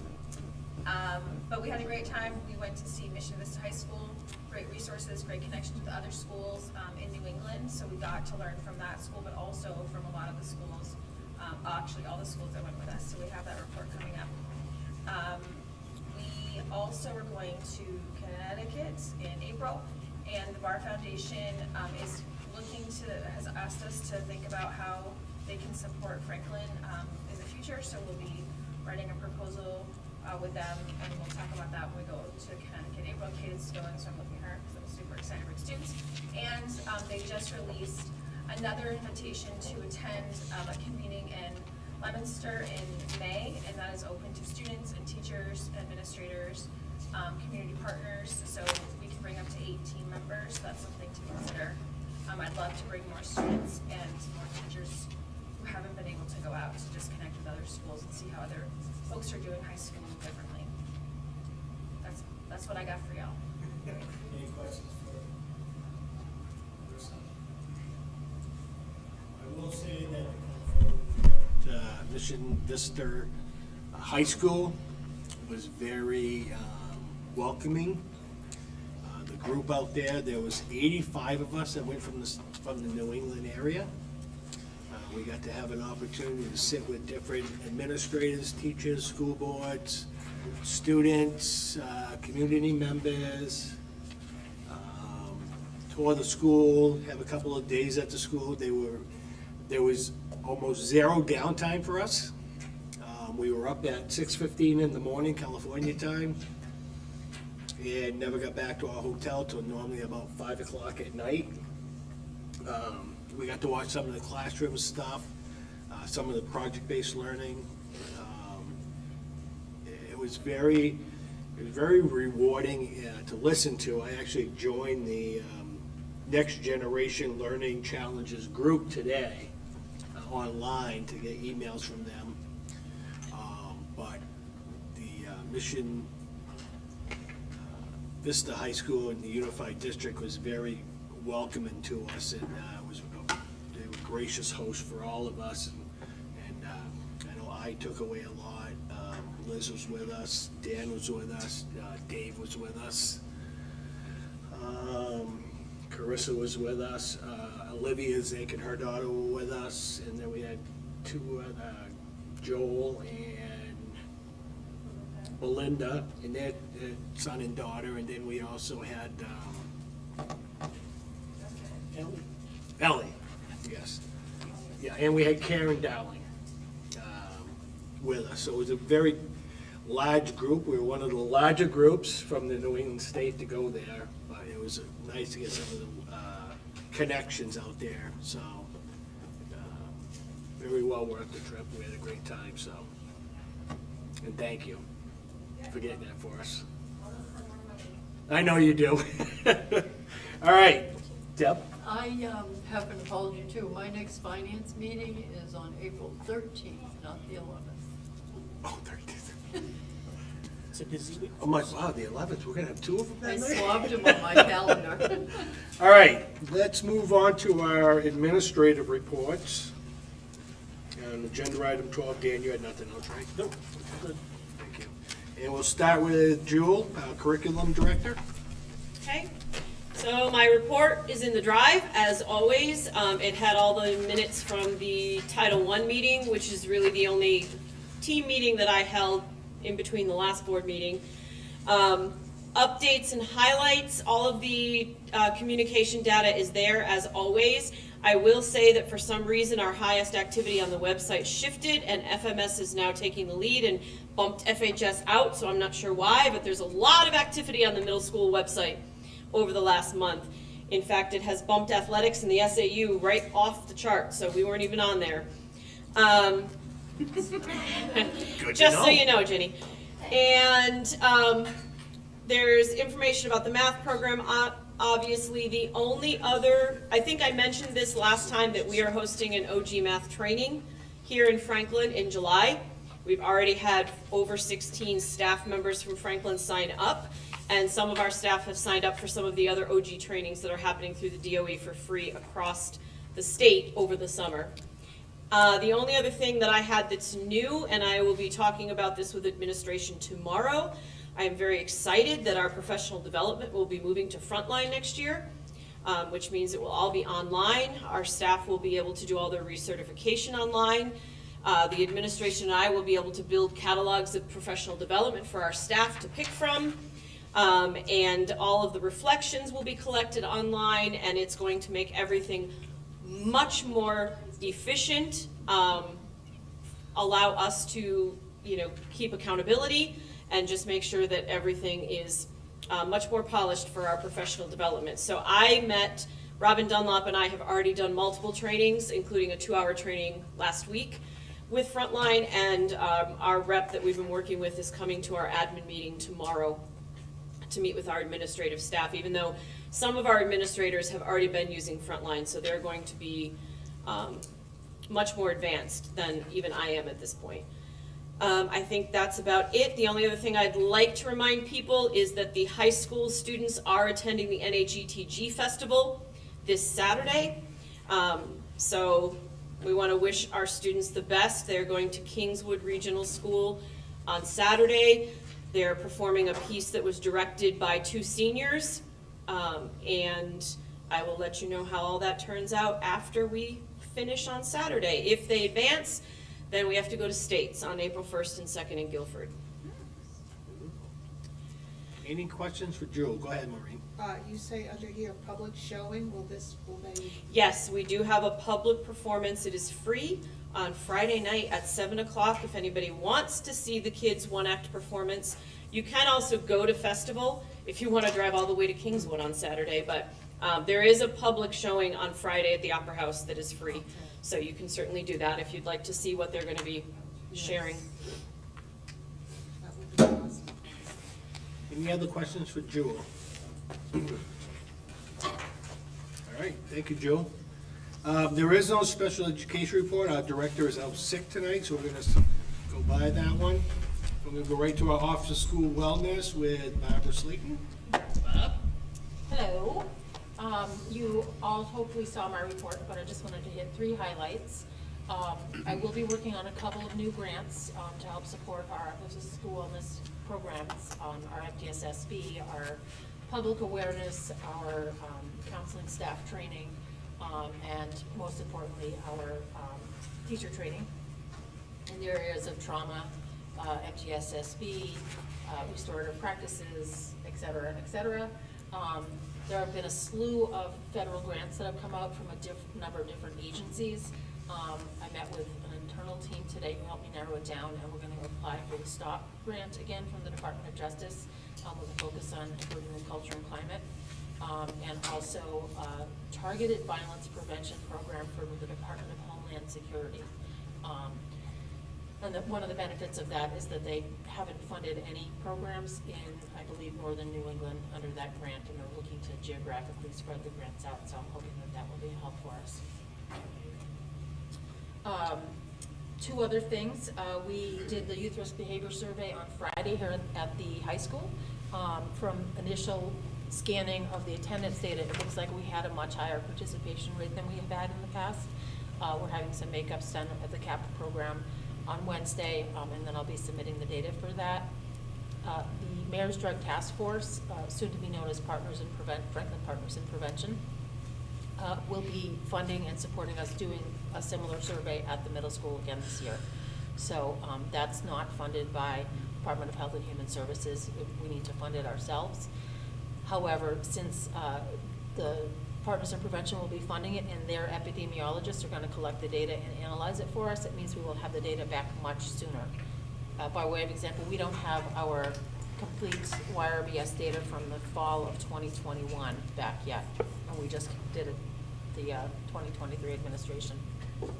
So we hope to have the middle school data back much sooner, as maybe as early as June. So we'll be able to present that, which is great because it gives us earlier in the lifespan, earlier in the student career, and it will come to us much sooner when it might be useful in developing programs. Finally, Vicki Shinneman and I spent a lovely week in Bangor, Maine, a couple of weeks ago. It was very cold and windy, but we became certified MANT instructors so that we can help support the goal of moving our district from CPI to MANT. We're going to be training 20 more, mostly paras and special educators on Wednesday in the MANT model. On the bottom of the report, you saw a little pictorial, or whatever you want to call it, graphic of the crisis cycle that MANT uses.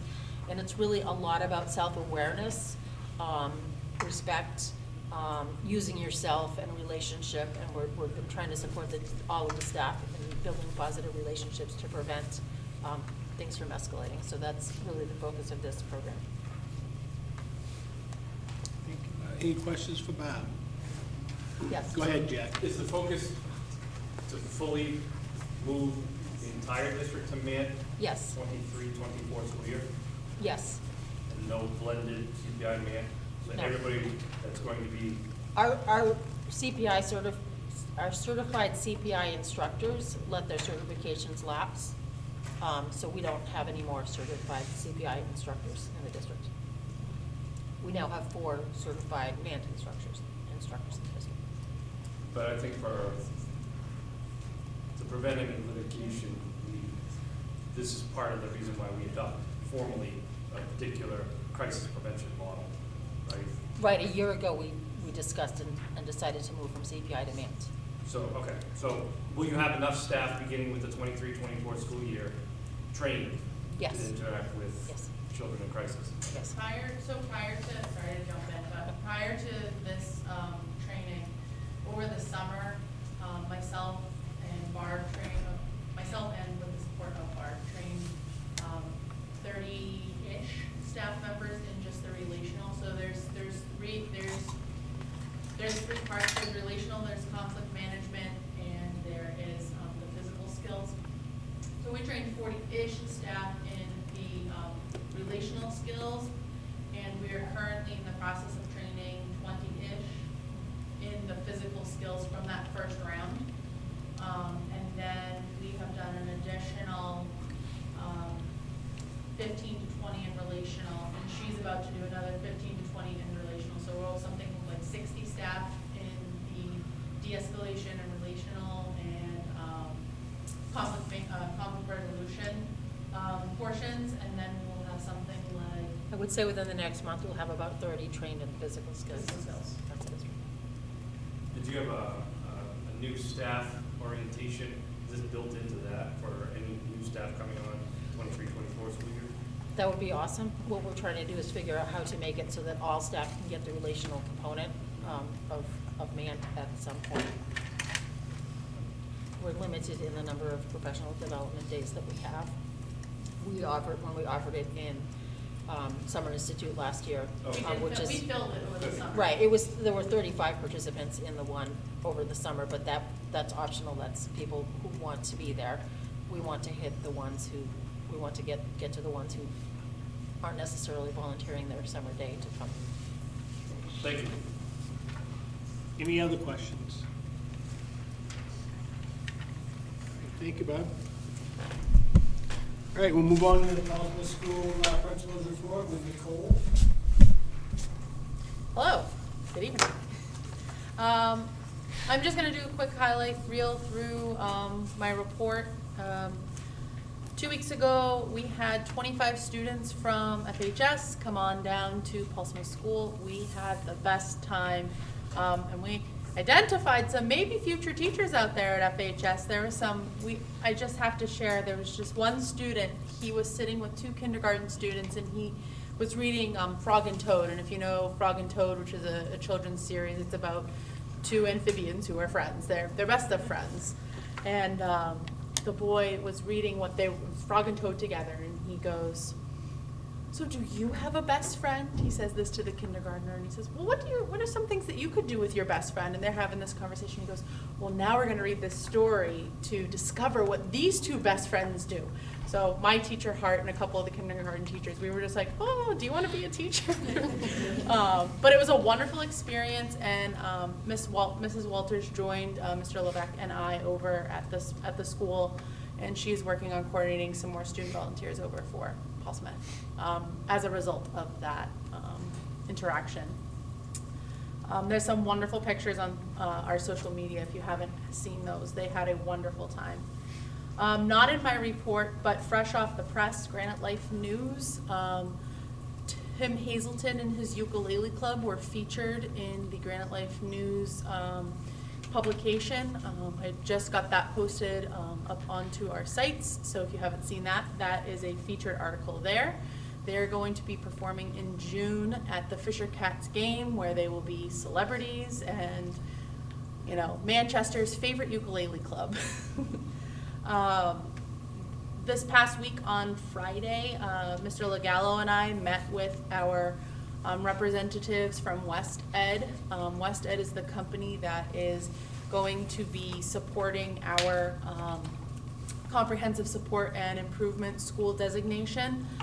We are in the beginning processes of the diagnostic review process. This diagnostic review is required by the Every Student Succeeds Act. And they are going to be working with us for a plan for improvement on the 4 domains for rapid school improvement. This process begins with a survey of our staff that support learners, so that's our professional staff and support staff, where they will complete a survey regarding school leadership and not specific leader, like a specific person, but the leadership overall. And we will have our site visit on April 5th. West Ed will be coming to Paul Smith School. They will be observing classrooms. They are going to be interviewing focus groups of parents and students and staff. And all of that is just in the process over the next 2 or 3 weeks as we plan and prepare for their support and the information that they will provide us after these diagnostic review processes are completed. We have been really working hard on our tiered levels of support. Our MTSSB team have named themselves Team Lightning, as if we are the lightning bolts. They are working on expectations, school-wide behavioral and academic expectations, and they are going to be meeting again tomorrow. They are focusing on revamping our matrix and starting to help instruct at that tier 1 level, helping the school discuss appropriate behaviors for all students. We also have been revamped in January our RTI processes. That has to do with academic and behavioral supports for individualized students. We have met as a team for 33 students. Scheduling has been the most difficult part of this process, but we have been working out the kinks and being able to collect data and also meet again. So we're on the second round of meeting on these students and revamping their plan, doing tweaks to see what we can do to make sure we're providing as much supports as possible for our students who need extra support. Our 3rd grade team has partnered up with Tricia Kent and Dave Cole. Tricia Kent is our district-wide reading specialist. She is working on writing and writing prompts with our 3rd graders. And Dave Cole has been working on our introducing and familiarizing students with the technology portion interface of the New Hampshire SAS, because this is the first time that our students will be using the New Hampshire SAS interface. So there's some time that they spend doing practice questions, but the biggest focus of these partnerships and our classroom teachers' continued instruction is those critical thinking skills, modeling aloud, how to think through a multi-part, multi-step question like those asked on SAS. We have our tutoring program. It's going well. We have 5 tutors. We have 7 students, soon to be 8, that are after school 1 to 2 days a week, getting a little extra support. This has been great. And behavior, since this is data as of the 15th. 44 documented major behaviors since February 20th. Classroom disruption, physical contact, and out of assigned area being the largest offenses. 8 minor behaviors, mostly refusal and disruption. 2 days of OSS, 1 day of ISS. But know that of these 44 documented major behaviors and 8 minors, 18 students account for all of these office referrals, and more than 50% of them are shared among 3 students. So we are working on those types of supports. In the report, I also put to know we've had some turnover in the past month from February to right before February vacation till now. We've had 2 preschoolers leave, 1 kindergartner, 2 first graders, 2 second graders, and 1 third grader. And we've had 2 kindergartners, 1 first grader, and 1 third grader join us. So that is where we are at.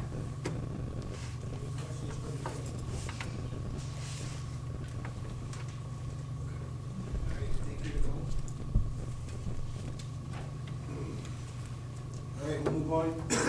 Excuse me. Middle school principal report with Jenny. Hi, everybody. My report is already in your packet or wherever, the magical place you access all these things. I hope you enjoyed the Winter Carnival pictures. That was the first time, my understanding is that's the first time the middle school's ever done a Winter Carnival day. I could be lying to you, but that was what I was told. But the kids really had a good time. The crowning glory was the fact that the staff beat the students beat the staff at basketball at the end of the day. But it was okay. I'll tell you, those kids can run fast. I know I talk about the SAS testing a lot in my reports, but just to let you know that we are continuing to prepare for the testing. No, I don't believe for a millisecond the testing is the most important part of education, but I do understand that it is a part that we are highly judged by. So in as much as I don't think that standardized tests is the answer to a lot of things, I do want to make sure that my staff and my students are doing their level best to show us exactly what they do know and what they are able to do. We will still, we just had some, after I had already submitted this, we had some conversations around when exactly we're going to be conducting our SAS assessments, and those run anywhere from before April break up until May. There's a lot of really strong feelings about these tests and when they should happen, so we have different curricular areas weighing in on different things, leaving us to do the bulk of our final benchmarks, which would be the Ames Web and the Fountas and Pinnell. At the very end of May and the beginning of June, we have until at least the 21st of June, we know. So that really won't be too much of a hardship for anybody, as long as we can, get the kids to follow along. But the teachers are really excited about coming up with great activities for the students after the morning of teaching. We're not expecting any sort of academics that are cognitively charged after a morning of SAS testing. We want to do more of team building activities, cultural creation activities. We haven't nailed down exactly what they're going to be, but the teachers are excited to be doing something outside of the classroom. I did give you a synopsis of what we're looking at for the upcoming year. In 2023-24, we are going to be reverting back to some of our more traditional means of educating children and how we're housing them. This decision is being based off a combination of our discipline data and our academic data. We recognize that the kiddos that are coming up from the 4th grade are struggling a lot. Having not been there prior to COVID, I really can't say how that worked prior to my arrival in July, but I haven't found anyone to disagree that the kids need a more calm and, what's the word I'm looking for? A more calm and sustainable existence. Right now, my 4th graders are switching classes, they're moving upstairs and downstairs and in and out of different classrooms, and they are intermingled with a lot of 5th and 6th graders, and it hasn't worked as well as I would have liked to have seen it. And we want to really provide for them the security and the stability that they need to be able to feel safe and really dive into some academics, because we have some gaps as well as some trauma-informed practices that we really need to do to get these kids where they need to be. I also put some links in there for you guys to click on at your leisure. One of the things that I think will be extremely helpful in our remodeling of how we're going to be doing things at the middle school includes some extensive training and responsive classroom for elementary as well as the more middle school students and teachers, because it's all very well and good that everybody has great intentions, but if we're not speaking the same language and if we don't have the same vocabulary and we're not following the same processes, it quickly becomes what I can get away with this teacher as opposed to that teacher, or like, when mom says no when you go to dad, that kind of thing. We don't want that to be a situation. We want everyone to be on the same page. And so we have been discussing with Dan and with Jefferson and Jewel, getting some training for that, which hopefully we'll be able to do. As Jewel reported, the math pilot has been really amazing, and I haven't seen some of my teachers this charged up about anything all year, so it's been really great. Some of them, we're hoping to get the stuff before vacation so they could take it home. They're awesome. Mrs. Shinneman who was not at meetings any longer, went to, over vacation, she did a training on restorative practices, and we are very much hoping that we will be able to bring a new and revised handbook with some pretty radical changes to our current policies and procedures as far as how we do things at the middle school, and to really be able to take into consideration some of those restorative practices to help students learn what ramifications their actions have, rather than just meting out what it says on a matrix. Not that that's a bad thing, but we just feel like, especially with our 4th and 5th graders, they really need a lot more learning before we just tack on consequences. And speaking of consequences, Vicki worked diligently, and in the 14 days of school since the last board meeting, this is her information that she provided for me, we had 110 write-ups, which is an average of 7 to 8 write-ups per day. Roughly 1/3 of them were majors, with 10 disruption and 8 incidents of skipping class. 4 of our minor write-ups, for our minor, not for the letter, along with, our minor write-ups, we had 14 incidents of defiance, 13 disruption, and 12 write-ups for disrespect. Overall, we had 45 students with just 1 write-up in the past month, and 18 students who had more than 1 write-up. And since I can't remember what our things are from, I can't really tell you if this is better or worse, but Vicki's comment to me was, it wasn't as bad as I thought. So we're gonna take that as a good. Questions? Concerns? Yes? The SAS dates, so it's a cumulative assessment, so it's end of year learning, correct? That depends who you talk to, but that is my understanding. Yeah.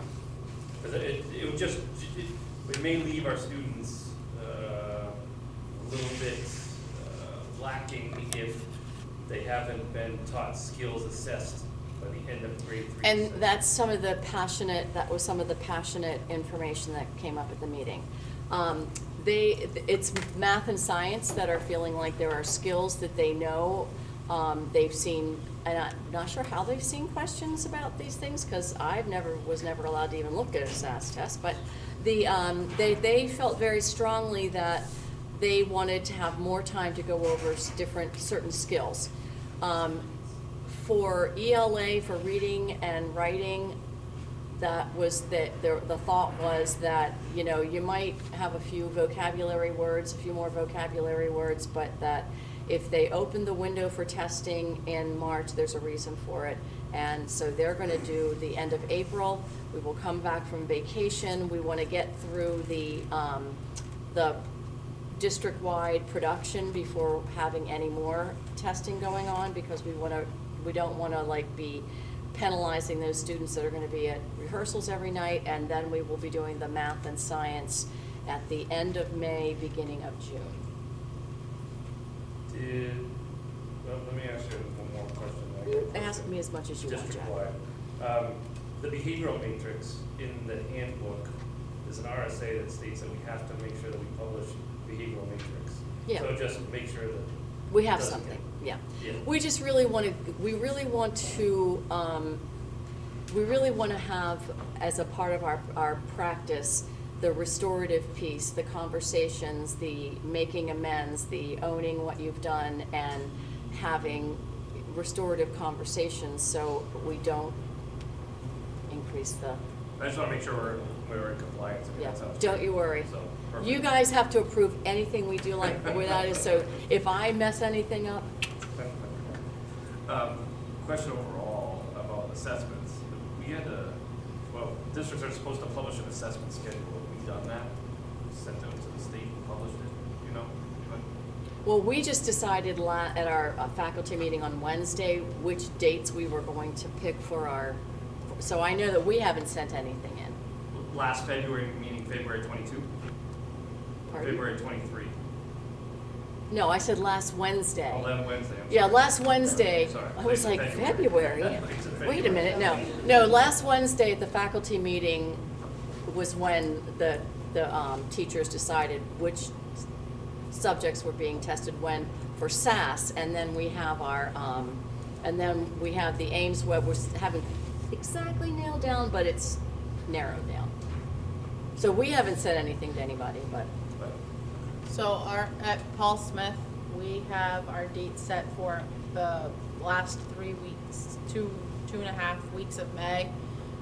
We've slated out to send parent letter home and have all of that stuff posted for the day we return from April break, which is May 1st. I just want to make sure, I thought that there was something that came out that said districts had to publish an assessment schedule.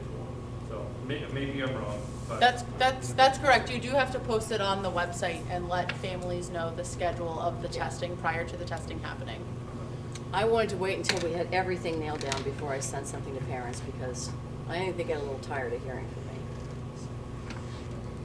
Thank you. Thank you. Any other questions for Jen? Thank you, Jenny. You're welcome. All right, we'll move on to our high school principal's report, Dave. I think you have the report in the drive. Just a reminder, on Wednesday, we have our SAT day here. It is for juniors only. It is a remote day for everybody else. We have joined in with the Choose Franklin and the Mayor's Drug Task Force. They're supplying us with food and raffle tickets and things like that for our students. So we're calling it our super awesome testing day instead of the Scholastic Aptitude Testing Day or whatever you want to call it. So we're trying to add a little fun and excitement to it. So some prizes and things. They're going to get community service hours. They're going to get some homework tickets. Win some preferential parking spots. Get some cookies, pizza, sandwiches, things like that for the students who participate in the event. So again, just trying to increase participation with our students to join testing.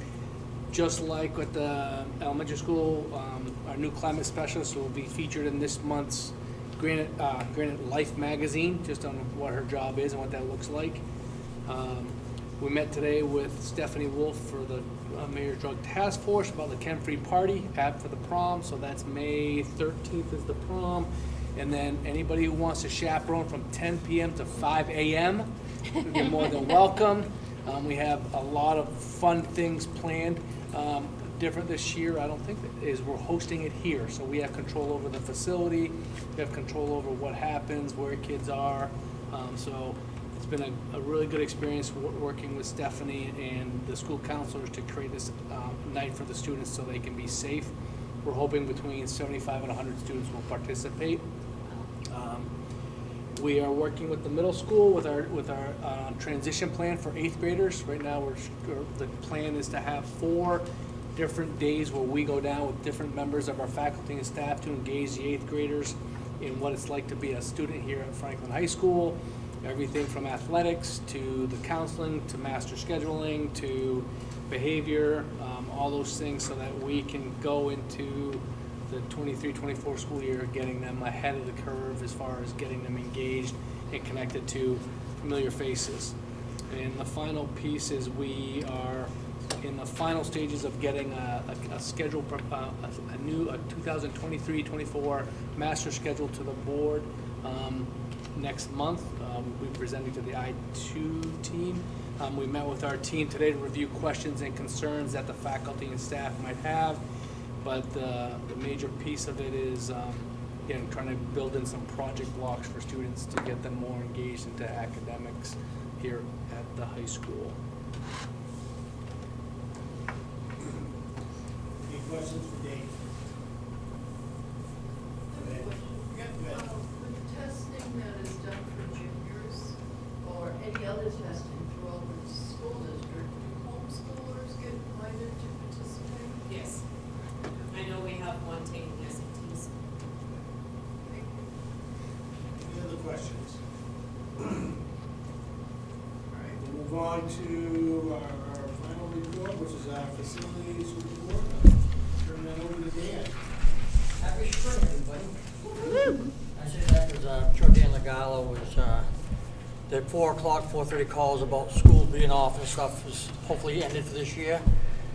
People don't realize what's involved behind the scenes, but there's a lot going on with as far as the plowing and getting the sidewalks cleared and stuff with my guys, so it makes a very long winter. With that being said, we're moving forward. Took the sander out of the truck. Hopefully, we won't have to put it back in. We're going to move forward. We're doing the preventive maintenance on all of the lawn mowers and sharpening the blades, tune-ups and stuff like that, oil changes. That's happening now. As far as the vacation time, all of the work that we had planned on to do during vacation has been completed. Everything went as planned. We had a couple setbacks, but nothing that we couldn't overcome, and we got everything done. We're setting up with EEI now as far as doing the HVACs for the summer and the windows at the middle school, and that's a lot of logistics work. Again, behind the scenes, but you guys don't see it. I have to get all the logistics set in place with summer school kids here, all my guys cleaning the rooms, emptying the rooms, waxing the floors, shutting down the electricity and stuff because we got to hook up all the ductwork back into the ceiling. So there's a lot involved as far as the logistics going forward for the summer with all 3 schools being worked on. As far as school dues, a lot of the new board members don't realize what was going on. I think a couple of years ago we started with over 1,000 school dues in the rears, if you will. The last 3 years, my position changed, hiring a new mechanic. My goal was to have them done within a week. Whatever comes forward, I want done within a week. We've been doing that now. We're up to date on that. We've been that way now for the last year. So anything that comes through from anybody as far as repairs, concerns, within 1 week, we've had them done. So that come a long ways from the beginning. And I just want to, give a shout out to my guys again, stepping up to the plate and doing what we got to do. Jefferson mentioned earlier about training coming in. With that being said, we have the filters and PMs being done now as we speak as far as all the schools. So all the filters are going to be changed, all new will be done here within the next month. All the belts will be changed. We'll be back up to shape and back on schedule with that. With the new HVACs coming in over the summer, we're going to stay with the system, and we've scheduled it next year. If all goes well, I would like to take over the preventive maintenance on the HVACs with the new ones. That's going to hopefully save us a big chunk of money. And I think with working with them all summer, I think I'll have all my ducks in a row, so we ought to be able to do that with the guys I have in place. Last but not least, all my employees are back full staffed. I have no temps working. It's been a few long 6 months, but we got through it, we did it, and hopefully everybody will stay healthy and we can go forward through the summer months. Any questions? Thank you, Dan. Any questions for Dan? Dave? This is not for Dan, but I thought as I saw Matt walking by, Friday, Saturday, Sunday is our final robotics competition of the year. They pack up Friday, go down there, it's at the Littlemore Center, do leaves all day Saturday, and then into Sunday. I saw Matt walk by. He's a hard target to miss. Right. Thanks, Dave. All right, so no questions for Dan. Thank you, Dan. All right, do we have any late items? No later. No late items. Do we have nobody in the public here, so agenda item 14 will be closed. May I ask a question? Yep. Is it gonna bother you guys if I'm taking the artwork down before I go? Yep. Do we have any non-public? No, we have no non-public. That ends the meeting. I need a motion to adjourn. So moved. Motion by Deb, second by Delaney. All in favor, say aye. Aye. Aye. Opposed? Abstentions? Have a good night. Thank you, everybody. Those two, Christie and Desiree,